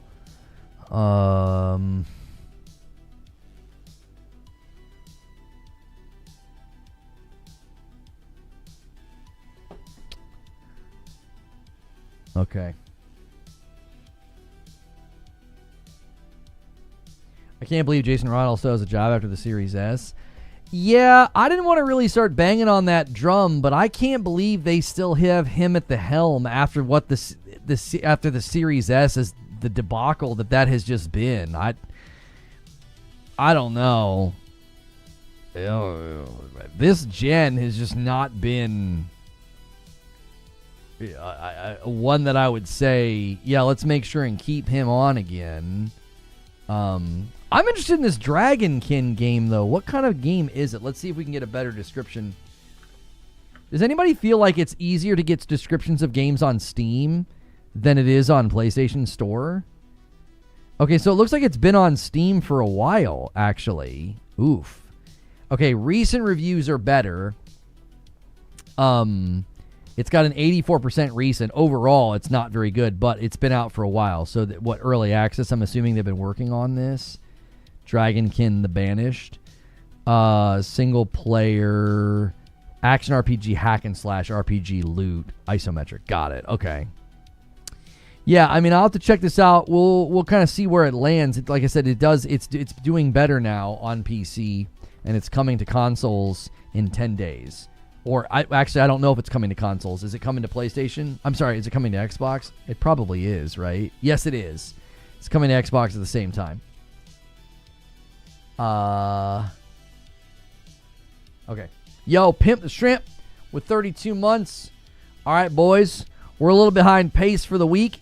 We need 500 on the week to unlock the Saturday stream with Madam, where she reacts to gaming news. If you guys missed this last week, it was a freaking riot. We had a lot of fun. Hopefully you guys enjoyed it. South of Midnight is also coming to PlayStation in, like a couple of days? I was really, really hoping that they were going to... No, it's at the end of the month, I'm sorry. I was actually really hoping they were going to do a quality pass on the combat. I loved everything about South of Midnight. The art style, the vibe, the music. The combat just felt really bad. Like, I will not be buying and playing this again unless they made significant changes to the combat, because I just couldn't do it. It just didn't feel good. It just did not feel good to get in the fights. I didn't like it at all. I don't want to hijack the topic, but Digital Founder Direct Weekly just went up. In the last section, they addressed Crimson Desert. I can't watch it now, but you can catch it later. I mean, I'll break subject for that. Y'all know me. You're saying they talk about it at the very end? DF Weekly 22 minutes ago. Crimson Desert console. Okay, yeah, they talk about it. Hang on. Where? News. Why hasn't Crimson Desert shown console footage yet? Let's see what the boys say. I've got to say about that. But with that, let's move on. Okay, so to round off the directs, typically we talk about content that we've produced. For this one, we're going to be talking about content we haven't produced yet. And it's really interesting because last week we put out a video showing Crimson Desert running on ultra settings on PC on a Radeon 7900 XTX. And the game actually scales higher than that, but the point is with that particular class of GPU, you could run 4K native at 60 frames per second, showcased all of these amazing features in it. Everyone online seems to be particularly caught up with the fact that there hasn't been a lot shown of the console version of the game. And I guess a lot of people have, I don't know, some sort of gaming level PTSD about Cyberpunk 2077, where we didn't actually see much of the console build pre-launch. It launched and it wasn't particularly great. Similar accusations have been sent towards Pearl Abyss. However, we've got an interview here from Fighting Cowboys Preview, where he's saying, I did ask about console performance since all the footage, including my own up until now, has been on PC. And the answer I got from them was actually quite respectable. They said, quote unquote, regardless of what we say, people probably won't believe us. Fair point. So instead, we're sending the game to Digital Foundry and now have a full analysis of performance across all the platforms at launch. So I guess that is a pretty respectable response. and we will be looking at Crimson Desert. We'll try to get something out at launch. Regardless of whatever happens, we'll certainly be able to tell you at launch, if there are any specific problems, even if our review isn't ready, or full review isn't ready. But, John, I think it's fair to say that Pearl Abyss have been actually very open with us, far more open than a lot of other developers in this sort of crucial run-up to launch. And they are going to make this stuff happen. And they seem to be genuinely proud of everything they've done. And they're not... they're opening doors for us rather than slamming them in our faces. It's very refreshing to see, I think. It's really exciting, and I can tell that they have a lot of pride in what they're doing. And what they're doing is pretty darn ambitious, right? Because they're like out here trying to build this massive, like wide open world experience with a lot of unique mechanics and ideas that kind of separate it from the pack. And they're doing it all with their own engine. Right. With lots of ray tracing and all that. So obviously the console version then becomes a bit of a question because it does seem very ambitious. You saw that PC video. It looks insanely good. But we will be looking at the console version indeed. Mm-hmm. As we can say. Well, okay, so here's the thing. I love the boys over there at Digital Foundry. I like Richard Ledbetter. I like John Linneman. I like Ollie. I do. I respect them, and I like them. This answer just is not what I want to hear. I still don't know. Like, they're going to try to have footage for us at launch. What does that mean? Does that mean you can't release the footage until the launch of the game? The embargo is the day before for reviews. So in Ledbetter's even making it sound like they're not going to have a full review of console at launch, which makes me really like, okay, so are we not going to get it? Like, I appreciate that they feel like the company's been transparent and is doing this ambitious thing and is letting people look at the game a whole lot. It still just feels very, very weird that, like, they're reacting to what Fighting Cowboy said about them. So even Digital Foundry hasn't been out there on the forefront being like, hey, we're hearing lots of requests for console footage of Crimson Desert. Don't worry, boys, we've got you covered. It's like they're reacting to what Cowboy said and being like, oh, yeah, we'll have, console footage at launch for you. I don't know. That answer doesn't make me feel any better. It still feels so shrouded in weird.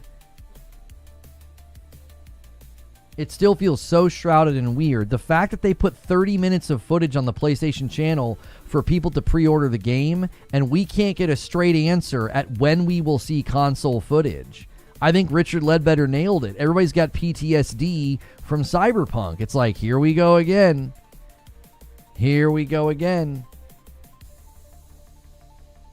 Like, obviously the game looks impressive, and the game looks like it's going to be, ambitious and do a lot of, good, but like within what we've seen. But as far as running on console, we have no clue right now what it's going to look like.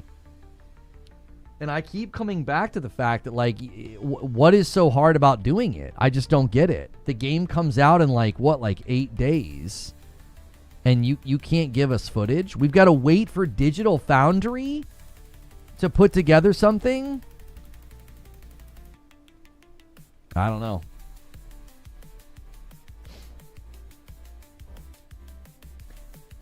Ollie's a bit more skeptical. Oh, let's keep watching. Oliver, is it really the case that there hasn't been any footage released on consoles so far? Well, I did a bit of digging. I don't think it's strictly true. Because there was some footage that was released in September when they announced the release date for the game, which I think is March 19th.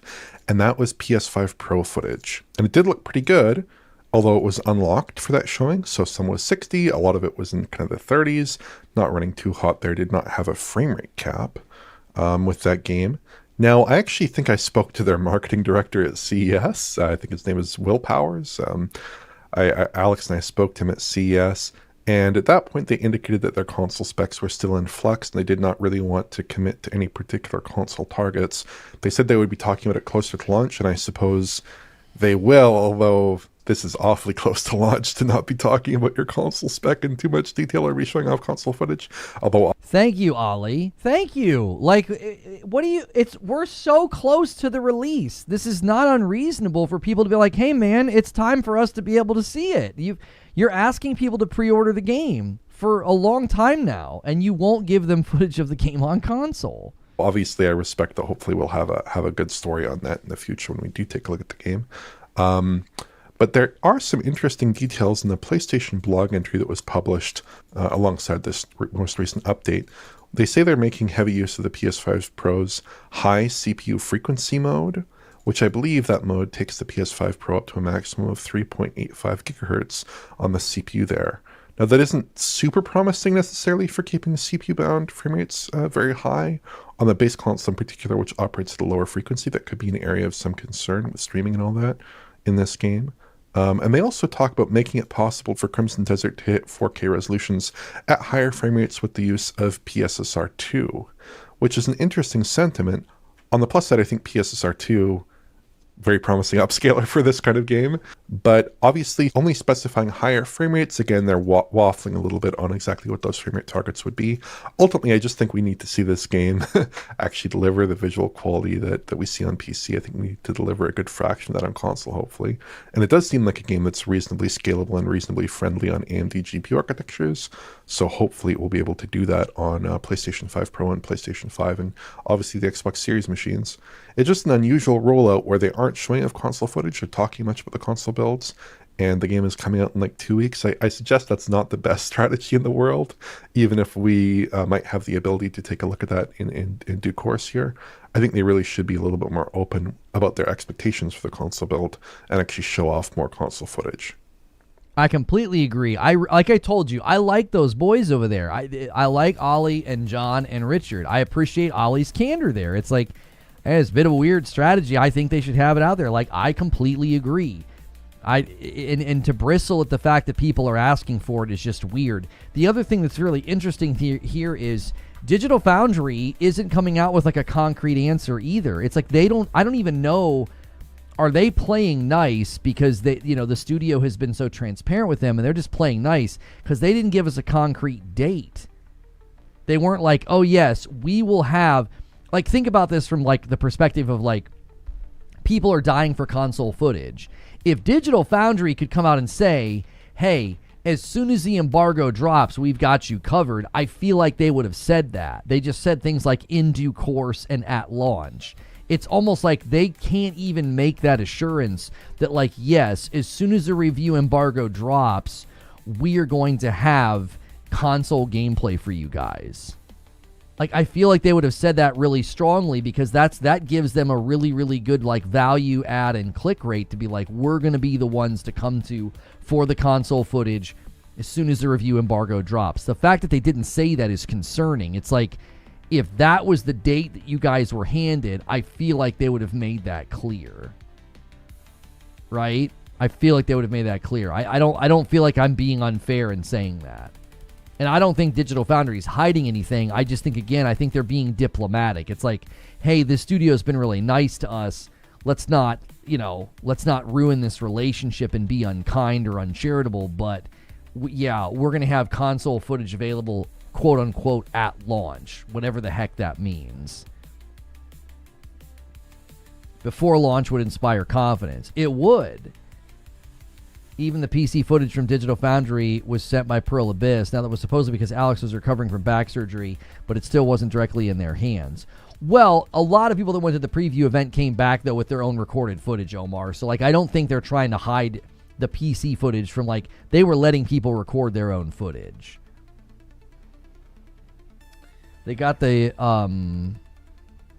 performance figures at 4K max native settings, and no console is running native. So even if it will probably be demanding, the performance will be good upscaled. Yeah, but we don't know that. We've had plenty of games that don't utilize upscalers in a good way. It's not that simple. Like, if their engine, dovetails and pairs well with the PSSR2, great. If they can use some type of upscaling, for the base PS5 and the Xbox Series X, then wonderful. But I'm just like, I don't know. Need to make a Dying for a Phone remix with Crimson Desert console game footage. Yeah, perishing even. Dying for that. That's right.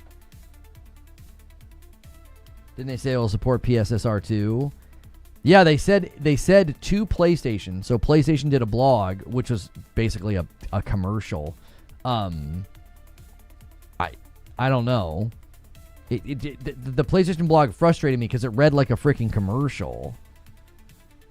And it was like it didn't feel like I was getting like, oh, you guys went and got some good information for me. It was like, here's all the things that we want you to say. You know what I mean? I don't know.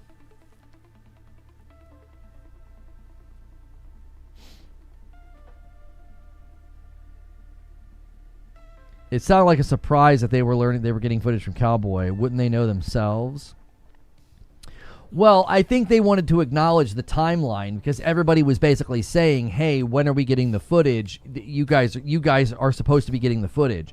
So they probably wanted to acknowledge that, like, yeah, this story kind of broke through Fighting Cowboys preview, and because it broke through Fighting Cowboys preview, you know, they opted to address it. I don't think that they were like surprised by what he said, like, "Oh, we're getting console footage," like.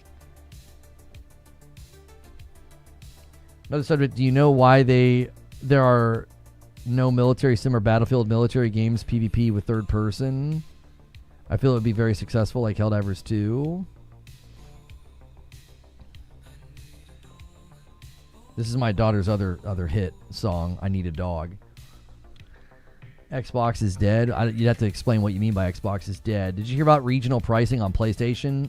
What are you talking about? Are you talking about the dynamic pricing? We talked about that a little bit ago. I think it's scummy.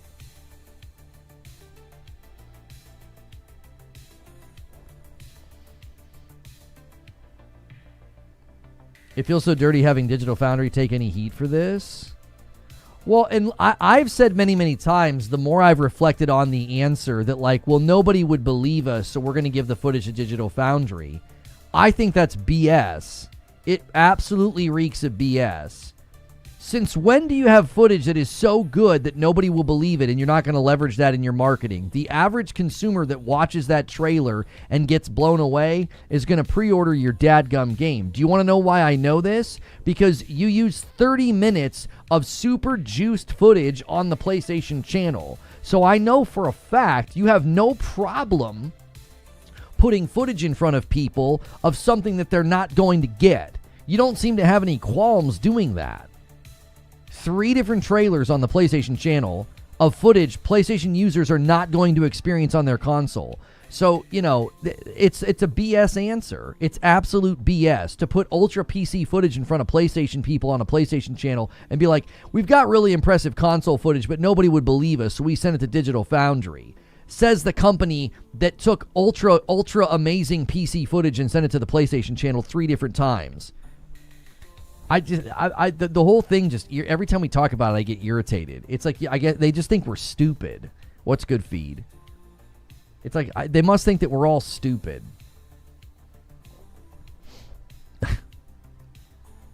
I can't imagine a marketing team being like, yeah, this just looks too good to be true. No one's going to believe us. We better, we better not send this out there. Like, come on, dude.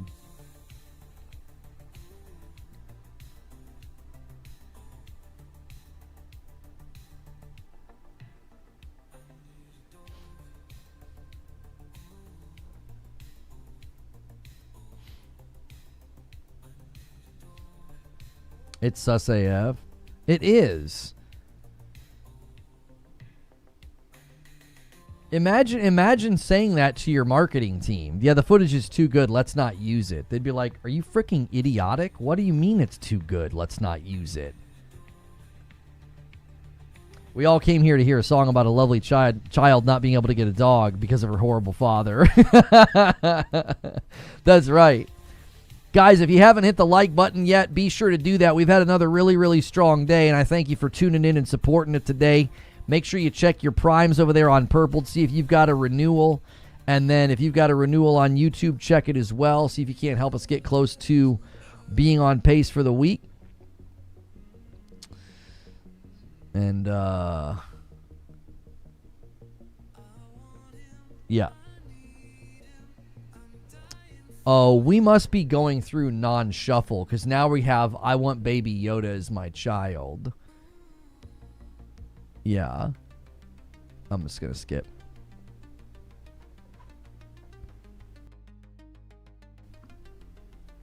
If they wanted to cater to the PC audience, then they shouldn't have it on then they shouldn't have a console version.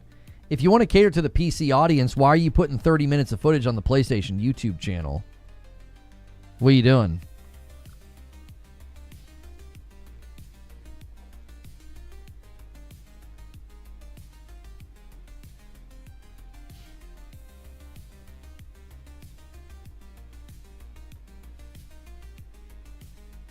The song names? Yeah, my kiddos were helping me with synthwave when we were making music for the channel, and they would like just come up with silly lyrics like I'm dying for a phone. Marathon is running a secret ARG and messages in Perimeter about Cryo Archive. Cool. I have the ultimate strategy for your daughter's dog wishes. Dogs will keep goose away. You mean geese? You mean geese away? I put geese away.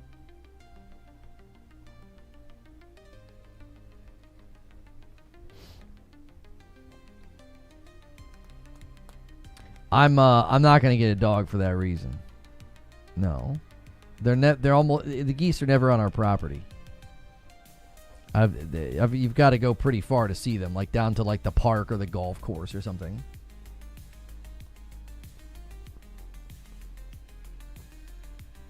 I'm a huge synthwave fan. I love the music you do. I mean, I just tell AI to make synthwave so that I don't have to worry about using other people's music, because I got tired of getting false claims.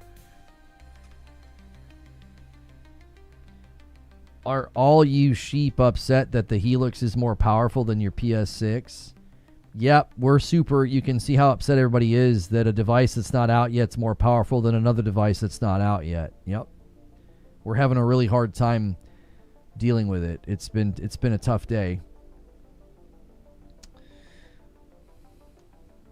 Yeah, I don't get the goose, geese, moose, meese thing. Speaking of golf, I accidentally sent you a book through Amazon. You sent me a golf book? How did you do that? Do you think why Crimson Desert is releasing so late in the day? It's because of the region of the world the developer's from. It's a Korean developer. They're like 13 hours ahead. The guy fighting for Microsoft thinks that somebody else is a sheep. That's wild. That was the other question I didn't really get to ask today, and apparently we have somebody in chat who's still very loyal to Xbox. So you feel free to answer. You've already bestowed great intelligence on us, so I'm sure your answer will be great. What are you even loyal to at this point? Like, I mean it. I don't understand what people are loyal to. What are you loyal to? Like, what's the reason that you would be loyal to Xbox right now? I don't understand. What is the brand doing for you right now to make you be like, yep, I'm a diehard fan, I'm a loyalist, man, I'm here to the end? What? Why? Make it make sense. I bought it and it went to you for some reason? How in the world? Were you looking at my wish list or something? Were you going to get something for the kids or something? That is so bizarre. Should I just... How can I return it? I'm not going to want it. Why be loyal to any brand? Generally, if you're loyal to a brand, it's because of what you're getting from them. Like, you keep giving them money because you keep getting something from them. You like, there's a value transmission. Halo campaign evolved. Suck it, pony. Hilly says, oh, wait, you're getting that one. No? That's so weird. Oh, I wonder, Eugene. You sent me a lifetime ago. You sent me that charcoal soap to try. And my address must be saved in there? So maybe it just saved it and it defaulted. It's only $15 or so don't really care. If you don't care, I have somebody I could gift it to if it's a book on golfing. I don't understand loyalty to any brand. Well, this is something that I've always said. I don't give a brand my loyalty. I give a brand my money. Like, I give a brand my money until I don't see a reason to. Like, if PlayStation starts doing stuff that I don't like, they'll stop getting my money. Like, I'm not loyal to Steam. Steam gets my money when it makes sense for me to give them my money. I'm not loyal to HBO or Netflix or Amazon Prime. I give them my money because I get a value in return. Raven with 23 months says, Farty Bomb, hello. Thank you so much. Only one on the board for purple today. Wow. Remarkable. Thank you for 23 months, Raven. Value is re-evaluated all the time. So did that guy, did he say that and did he not even stick around? He literally, did he just type it and leave? That's amazing. I can't even find him. Oh, here he is. Yeah, that was all he said. He's probably still typing a response. It's going to take him about another hour.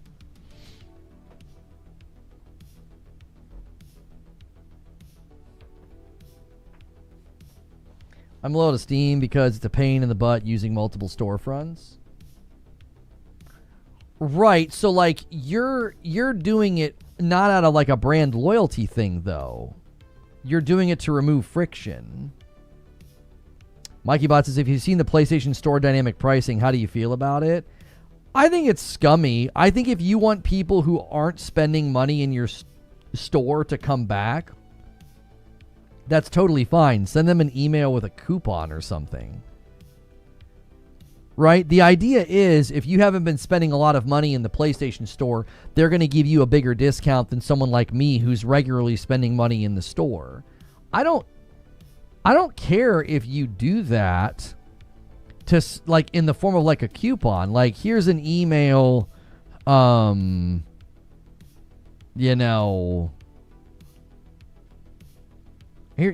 an email with a code. Come and buy a game and get like $5 off or something.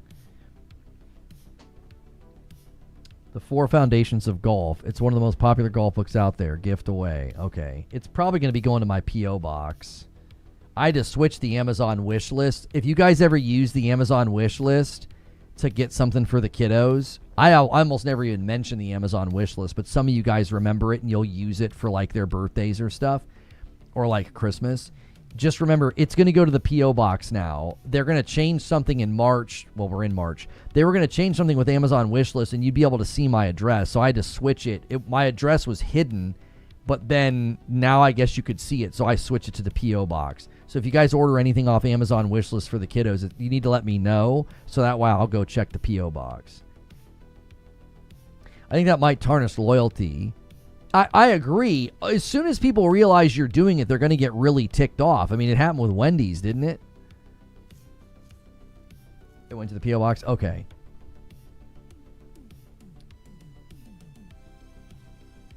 I gave money to Xbox until the launch of Xbox One because I didn't like what I was seeing. I mean, I know the guy was asking the question in bad faith because he was just being a troll, but I will give a genuine answer, okay? Let's say that the Xbox Helix is stronger than the PlayStation 6, okay? We've reached a certain level of power threshold where as long as I'm getting good performance, I am not going to switch or care. I'm not going to be like, oh, I'm definitely going to play all my games now on the Helix.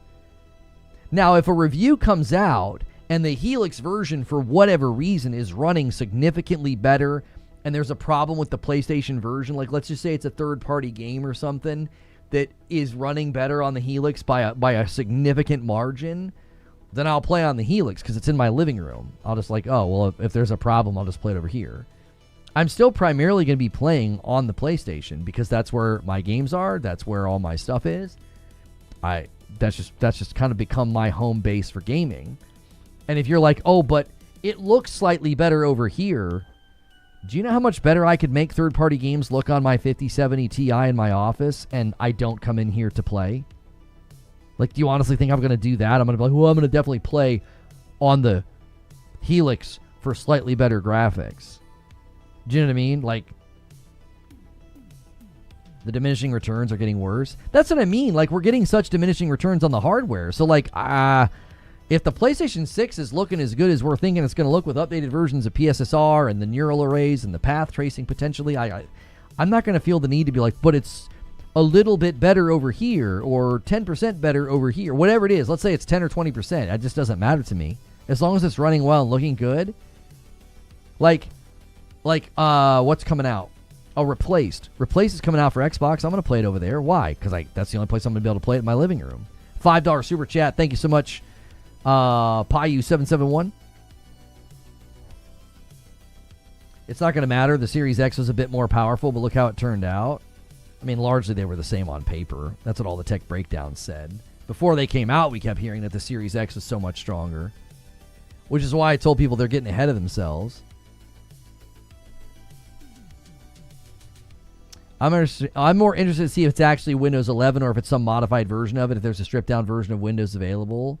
Oh, for sure. That's another interesting tidbit. Like, what are they going to do to strip down Windows to get it to feel like a gaming-centric device instead of just like a PC in your living room? For sure.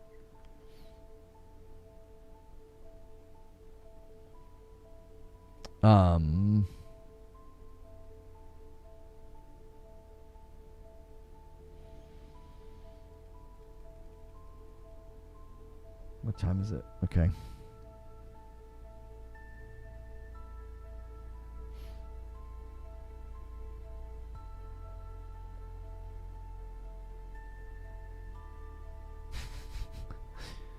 These guys are like, I fixed Marathon by making all the characters look like generic slop with AI. I mean, say what you want, the runners are actually the coolest part about the dadgum game. They all look really cool. They're not even... What the frick? If they can get Windows to be like SteamOS in terms of being a console, then that could be huge. I remember all the talks about teraflops.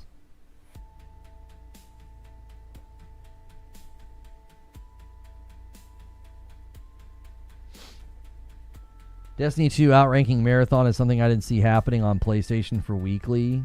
There's no way Sony's happy about this. Especially with how low Destiny 2 has been.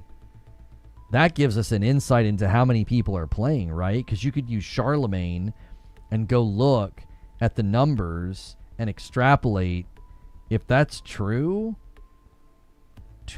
Dear Lord.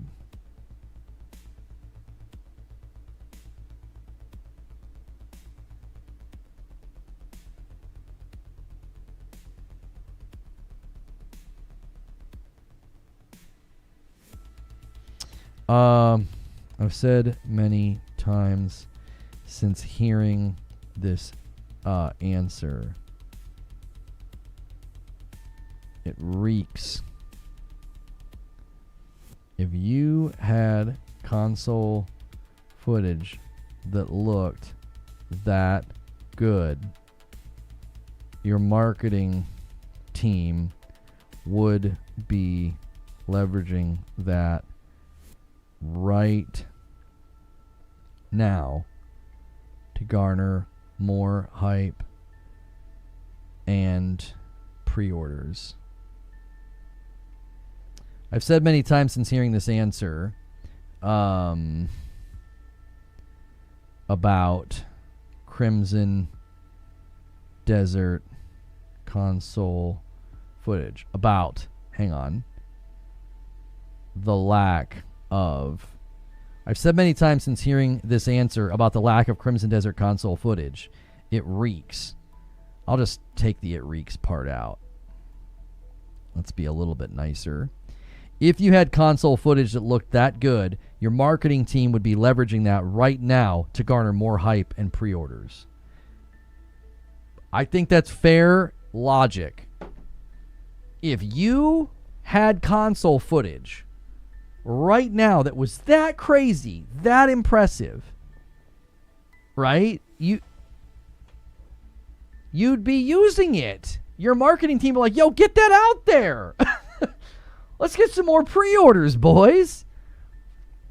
86,000 play Destiny on PSN Saturday to Sunday. Sunday to Monday. Did you say 86,000? And wait a minute. Hold on a minute. I gotta get this. I want to get this straight here. Are you telling me that Marathon ranked lower than Destiny on PlayStation and 86,000 people played Saturday to Sunday in Destiny? Come on. Ain't no way, boys. He's not saying concurrent players. He's saying 86,000 total people play Destiny. What are you telling me? Is that a concurrent number or is that the total number? Oh, on PSN. No, Destiny had 184,000. Daily reset to reset. Okay, so reset to reset. Destiny had 184,000 people log in. And it ranked higher than Marathon? Is that what you're telling me? Boy, you talk about a niche. They really achieved that, didn't they? Golly goodness. They said it wasn't for everybody, and it was going to be a more niche title. Buddy, old pal, they've achieved that in spades. Goodness gracious. It's almost 1 o'clock. That's typically when we go to Green Room. Guys, really quickly, if you haven't hit the like button yet on YouTube, do me a favor and do that. You guys can help us out with the big goal that we're working on the channel. We're trying to get to 600 members paying for their own membership. We're at like 517. That's awesome. It's actually moving in the right direction. No, it's 520. We have 520 people paying for their own membership. It was 500 about a week or two ago. Help us get to 600. Click join. $5 a month gets you a badge, emotes, and into my Discord.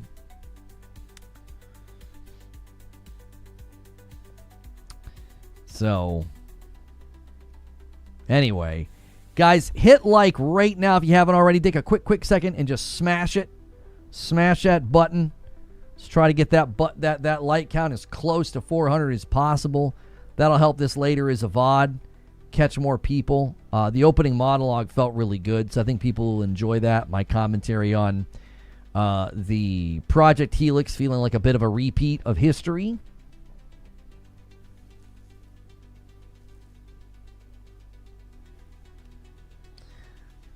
So, I appreciate you guys making this Monday a nice, strong start. Such a big turnout.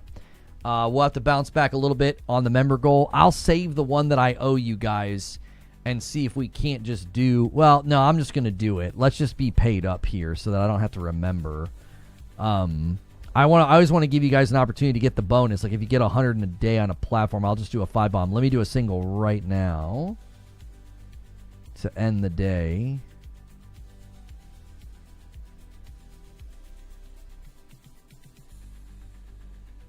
A little over 2,200 people have completed the tutorial trophy for Marathon according to PSN profiles. I mean, that can't be right. It's got like 5,000 review scores. More people reviewed it than completed the tutorial? You missed my super chat? I did? Oh, your renewal. Sorry. Dan with 31 months says... Finished God of War 2018 over the weekend and just started Ragnarok on the Pro. Oh, I hope you're enjoying it. 2018 is amazing. 2018 is so good, and Ragnarok is just... You're running one right into the next. That's honestly a great way to do it. It's a great way to do it. Okay, boys. Thanks for all you do. If you want to come with me and continue this wonderful conversation and we kind of figure out what we're going to cover tomorrow, you can get into my Discord. If not, you know what you can do? You can show my video about marathon support. I'll put a link in the chat. This video is about how to save it. I think they're going to need to make some significant changes to have long-term success. Instead of just being critical, I put forward a bunch of solutions. So check out the video, like it, hype it, comment it. I appreciate you guys. We'll see you tomorrow for another great show. All right? Take care.